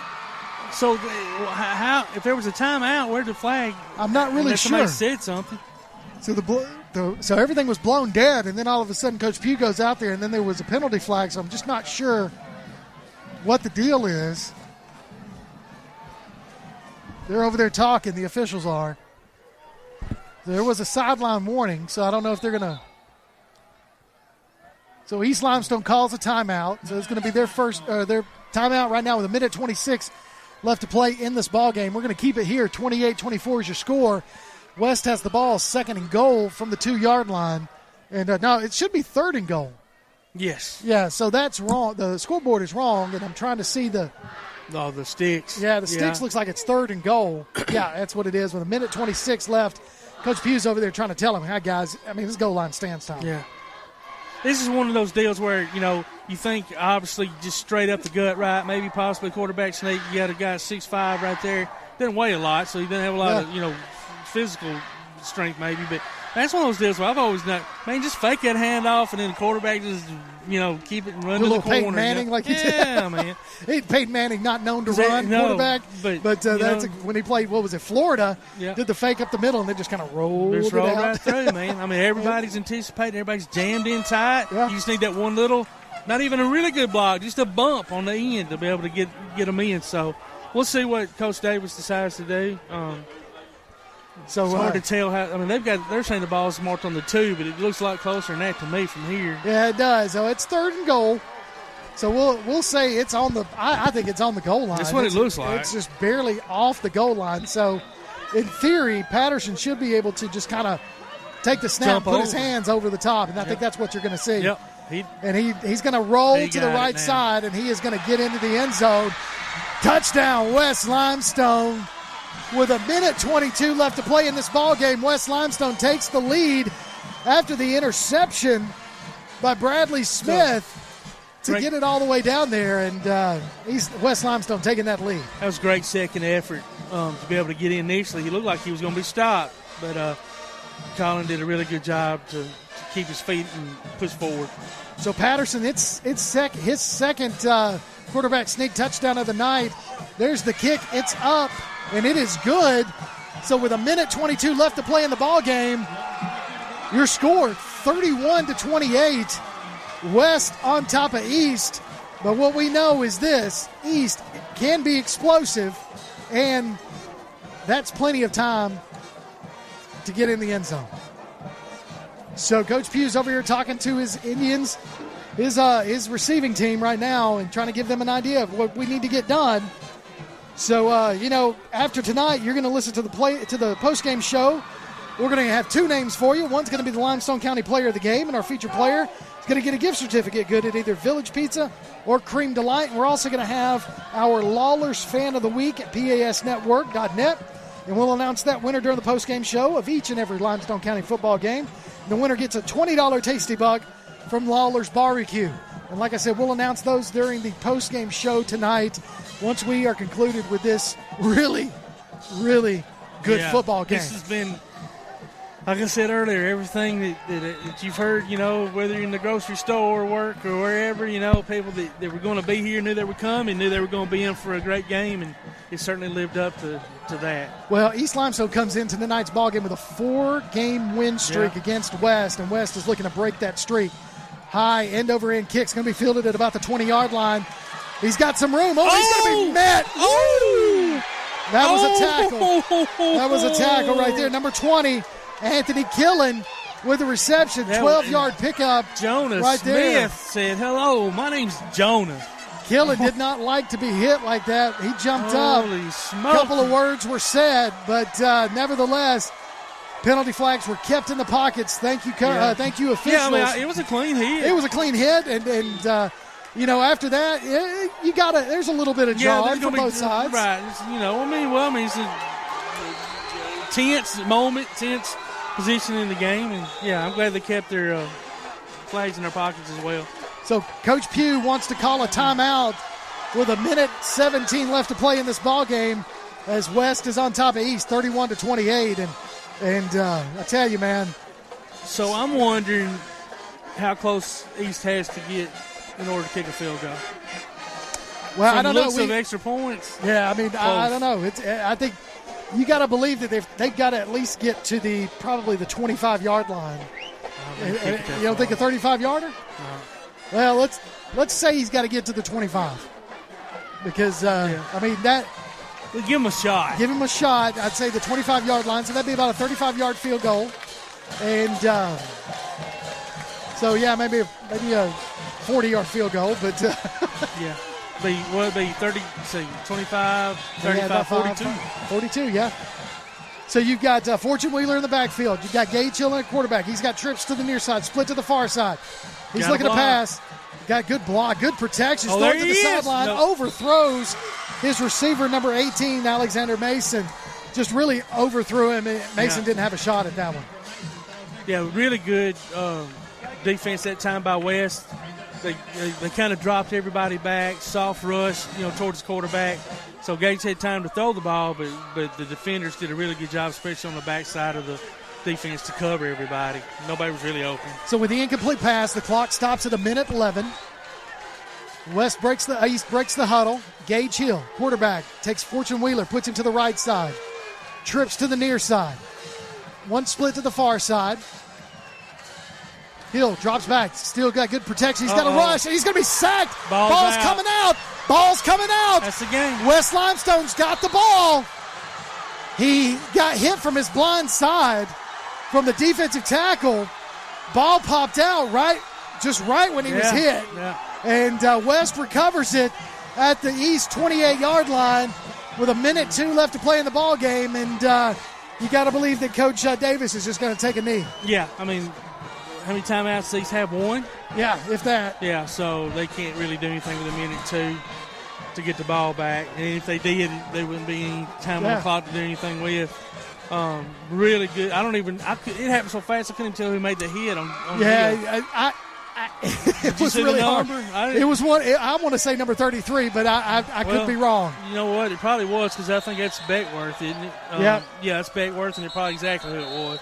So Patterson takes the snap and hits a knee, keeps this clock running, and East Limestone goes ahead and probably takes their last timeout of the game to stop the clock with 57 seconds left to play in this ball game, as West is on top by 31-28, and really there's just no way to stop. I don't think there's another way, unless they got another timeout that I didn't see. I think you're right. I think it's it. And visiting side agrees, because it looks like some of them are heading on out to beat the traffic. Well, if everything holds up, then West will break that 4-game win streak by East and have their first win in 4 years against the East Limestone Indians. So Coach Pugh releases his defense. They go out there, but you know what Coach Davis is telling them? No mistakes. Yeah, don't fumble the snap. Don't fumble the snap. Get on the knee. Let this clock run. Let's go to the house. And don't run your mouth. And don't run your mouth. Just take a knee and let's go to the house. A huge, huge victory. So here we go. V formation. Patterson under center. Everybody else is in tight. He takes a knee. And that is going to probably do it. No, I think they'll have one more play. One more but snap, but we're not stopping the clock again. So 44 seconds and counting. And that's good. This is your game, folks. Congratulations to the West Limestone Wildcats for a huge win tonight.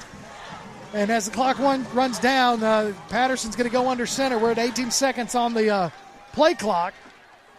But they're going to go ahead and take that snap and just finish this game off. So that's going to do it. West Limestone defeats East Limestone by a score of 31-28. Again, congratulations to the West Limestone Wildcats on this victory at home against their cross-county rivals. So that moves East Limestone to 3-3 on the season. They are still 3-0 in 5A Region 8 play. West Limestone moves to 4-1 on the season and still 2-1 in 4A Region 8 play. But a great hard-fought ball game tonight by both teams with West Limestone coming out on top. We're going to take a break, and when we come back, we'll have our winners of our player of the game and also our fan of the week. You're listening to Limestone County Football on Play Action Sports. Holtz Pest Control has been protecting area homes and businesses against invading pests like spiders, roaches, ants, ticks, fleas, crickets, termites, and other pests since 1989. You can depend on Holtz Pest Control to provide quality, dependable, professional, and safe service at an affordable price. Holtz Pest Control is your authorized Centricon system dealer. Holtz Pest Control is your best source for residential and commercial pest and termite control, including new construction pre-treatment. Call Holtz Pest Control today at 256-233-6333 or visit online at HoltzPestControl.com. Hey, this is Jim from Lawler's Barbecue. A lot of you folks out there keep asking where we cook our barbecue because you don't see pits and smoke. Well, guess what? You never will because we cook it in Lewisburg, Tennessee at our USDA facility so that we can maintain consistency and quality. So no matter which store you come to, you get the same great taste. Philip's been cooking barbecue since 1978, and I promise you, he's got the hang of it. He's been doing it so long, he doesn't want to be cremated. He's asked to be slowly smoked over glowing hickory coals. So come try some Lawler's Barbecue at any of our 7 locations today. Lawler's Barbecue, cooked slow, served fast. Ridgeline Construction knows how important home is to you. We want the process to be one in which you have complete trust and understanding in the services we provide. I'm quite impressed with the amount of guys that can come in and get that all done in really one day. They're going to do exactly what needs to be done for your house. It's time to trust Ridgeline Construction with your biggest investment. You won't regret it, and that's a promise from our family to yours. Ridgeline Construction. Call 325-1345 or visit ridgelineconstructionhsv.com. Hey guys, this is Joanna with CEI Bookstore and Truth Publications. I'd like to personally invite you to our storefront. While you're here, you'll find a variety of Bibles, children's gift items, trustworthy study materials, and more. Come check out our children's section. It's filled with Bible stories, picture books, games, toys, and a growing selection of homeschool materials. Here at CEI Bookstore, our goal is to provide you with trustworthy resources to bring you and your family closer to God. Stop by, and our friendly staff will be happy to help you find material that fits you and your family's needs. CEI Bookstore and Truth Publications. Taking his hand, helping each other home. Limestone County High School sports are brought to you in part by Limestone County Commission Chairman Colin Daly. Visit the County Commission page at limestonecounty-al.gov to keep up with what's going on in the county and find out what ranks us in the top 5% in the state. You can also call Colin at 256-233-6400 or on his cell phone at 256-800-4544. Come on out to Village Pizza on the Athens Square for the best freshly made pizza, wings, pasta, sandwiches, salads, and more. Folks from all over the Southeast rave about their food, service, and great atmosphere. See for yourself. Village Pizza, 222 West Market Street in Athens. Since 1951, Cream Delight in Athens has been a Valley tradition. From their upside-down banana split and milkshakes to chili dogs and pretzels, Cream Delight has served generations from the same walk-up location. Cream Delight, 401 West Washington Street in Athens. Welcome back to Limestone County football right here on Play Action Sports. And again, big win tonight for the West Limestone Wildcats as they beat their cross-county rivals, East Limestone, and just moving on. Just kind of, this was a non-regional game, Todd, and but again, it's a cross-county. I know this one strikes you a little harder. It strikes me hard, man. I got my East stuff on, and because I'm a graduate and alumni from East Limestone. But you know what? I'm not dumb. I mean, congratulations to West. Played a heck of a game. Good game playing. Anytime, usually, if you're reading the newspaper or see a story on the internet where a team had 3 turnovers in the second half alone, you're wanting to know how many. That's how you got beat, right? Right. Well, not tonight. Well, East was only able to just capitalize on one of the turnovers. And then, of course, we had our late bad turnover at the end. And that really West was able to capitalize and take the lead and finish with your final score 31-28. And again, it just a great ball game all the way around. It's something we kind of knew coming into tonight, and both offenses, some really good players tonight that truly stood out across the board, and just congratulations to all of them. Again, especially congratulations to Coach Shelby Davis and his West Limestone Wildcats team for this big victory tonight.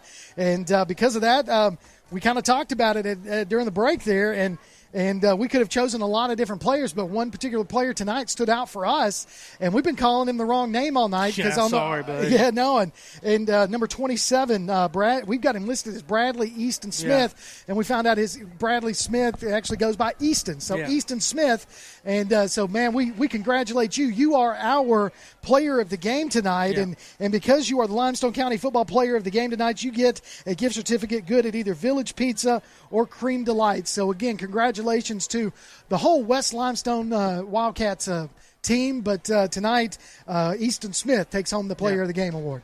And Kurt, they could have gotten down. It was momentum swapped when they went up by 3, and then they could have hung their heads a little bit, and then after East went back up by 4, but you know what, they didn't, man. They hung in there. They kept their head up, stayed in the game. Made that big, huge interception. Easton did that. I mean, like you said. I mean, he read the quarterback on that. Yeah, I was like, oh my gosh, if he throws it over there, is he going to at least knock it down? For the that was my, my thought initially was like, he's just going to knock it down, and then the ball was thrown just. I mean, he had to go up to get it. It was a really nice play, and then a nice long return. To put West was able to get into position, and then they took they did what they were supposed to do.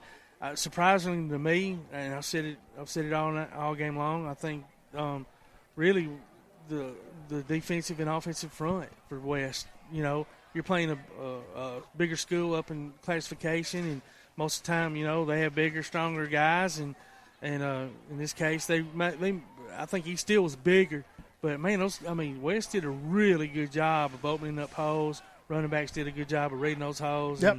And, they stuck to the game plan and, pulled out a great victory, man. Well, not only did Easton have the kind of the play that changed the game in the fourth quarter with that big interception, he also tonight ended up with a he had a touchdown run. Yeah. And so he had a 26-yard touchdown run on the offensive side. So playing, we saw him make a lot of tackles. We saw him hit the hole hard. He had several long runs. So he's done a really good job.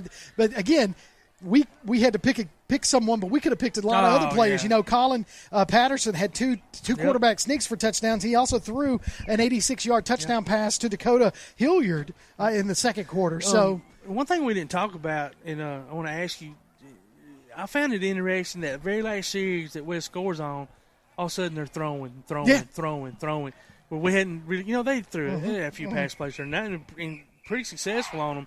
But and they had time to keep it on the ground if they'd wanted to. Did you find it interesting that they decided to go to the air like that? I do, but I guess at that, I think it threw East off. Yeah, I think it did too, and I think from East's perspective on the defensive side, West had been able to get in there, make some holes. You had, like I said, Smith earlier with a touchdown. And then, of course, number 36, Dakota Wilson, was, he was running, he was hitting holes hard. Man. And so from that perspective, I think that East wanted to, try to close that gap and seal off the run. And Coach Davis saw that and started doing little flare passes and whatnot to kind of throw them off and put them on their heels a little bit, which is what you want to do from an offensive standpoint, get that defensive linebacker to the sit one back. play, and I believe it might have even been third down, where they ran the little soft flare kind of screen. Did a wonderful job of sucking the defenders in, and then, buddy, it was on after that. That was 25, 30-yard reception, which ended up putting them in a position to get on in there and score. That was a great call, whoever called. I don't know who calls West Limestone's offense, but really nice play call there, and they executed it like they were supposed to. And on the east side, you had Fortune Wheeler, who we knew he was going to have a great game tonight. He finished the game with 4 touchdowns. He had a 90-yard touchdown in the second play of the game. Easily 200 yards. Yeah, easily. So, and then he ended up with a 24-yard touchdown run right before halftime, and then punched it in from 1 yard out in the third quarter and 5 yards out in the fourth quarter. So, Fortune had a really good game as well. So it just a couple of things didn't fall the way they needed to on the East Limestone side, but they fell the way they needed to on West side, and West takes this victory 31-28 is your final score. And we have our Lawlers Fan of the Week. And again, everybody, if you want to enter your name in for the Lawlers Fan of the Week, you just go to pasnetwork.net. What we do is announce the winner during the postgame show of each Limestone County game, and the winner gets a $20 Tasty Buck from Lawlers Barbecue. Tonight's winner is Noah James. Noah James is tonight's Lawlers Fan of the Week. Noah, you get a $20 Tasty Buck from Lawlers Barbecue. You have 2 weeks to drop by WKAC Radio to pick up your gift card. Congratulations to Noah. Congratulations to Easton Smith. Congratulations to the West Limestone Wildcats for tonight's cross-county victory against East Limestone. Any closing thoughts? Can't do that, man. You can't do that. No, congratulations to West Limestone. And, to all their fans, everybody, they packed the stands, and this was a great football night. It really was. East stands packed, West standing room only. Bands performed great. Players all played well. This is one of those games where you almost hate to see anybody lose. No, you're exactly right. You're exactly right. There was performances on East Limestone's team, too, that I'm sure those guys are in there and really tore up. And, but that makes you stronger. It should. It's what you got to take from it, right? Absolutely. And they're still 3-0. East Limestone's still 3-0 in their region. And that is huge because you build off of this and try to win your region and then go into the playoffs. So, and that's going to do it for us. Your final score, again, West Limestone 31, East Limestone 28 for Todd Tomlin. For Tim Lambert, our producer, I'm Kirk Pierce. We really appreciate you listening tonight, and talk to you next week. You've been listening to Limestone County Football on Play Action Sports.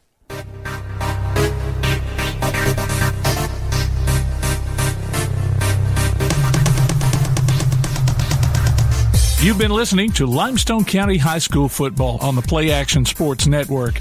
If you'd like to download a copy of tonight's game, log on to pasnetwork.net. Limestone County Football is a production of Play Action Sports.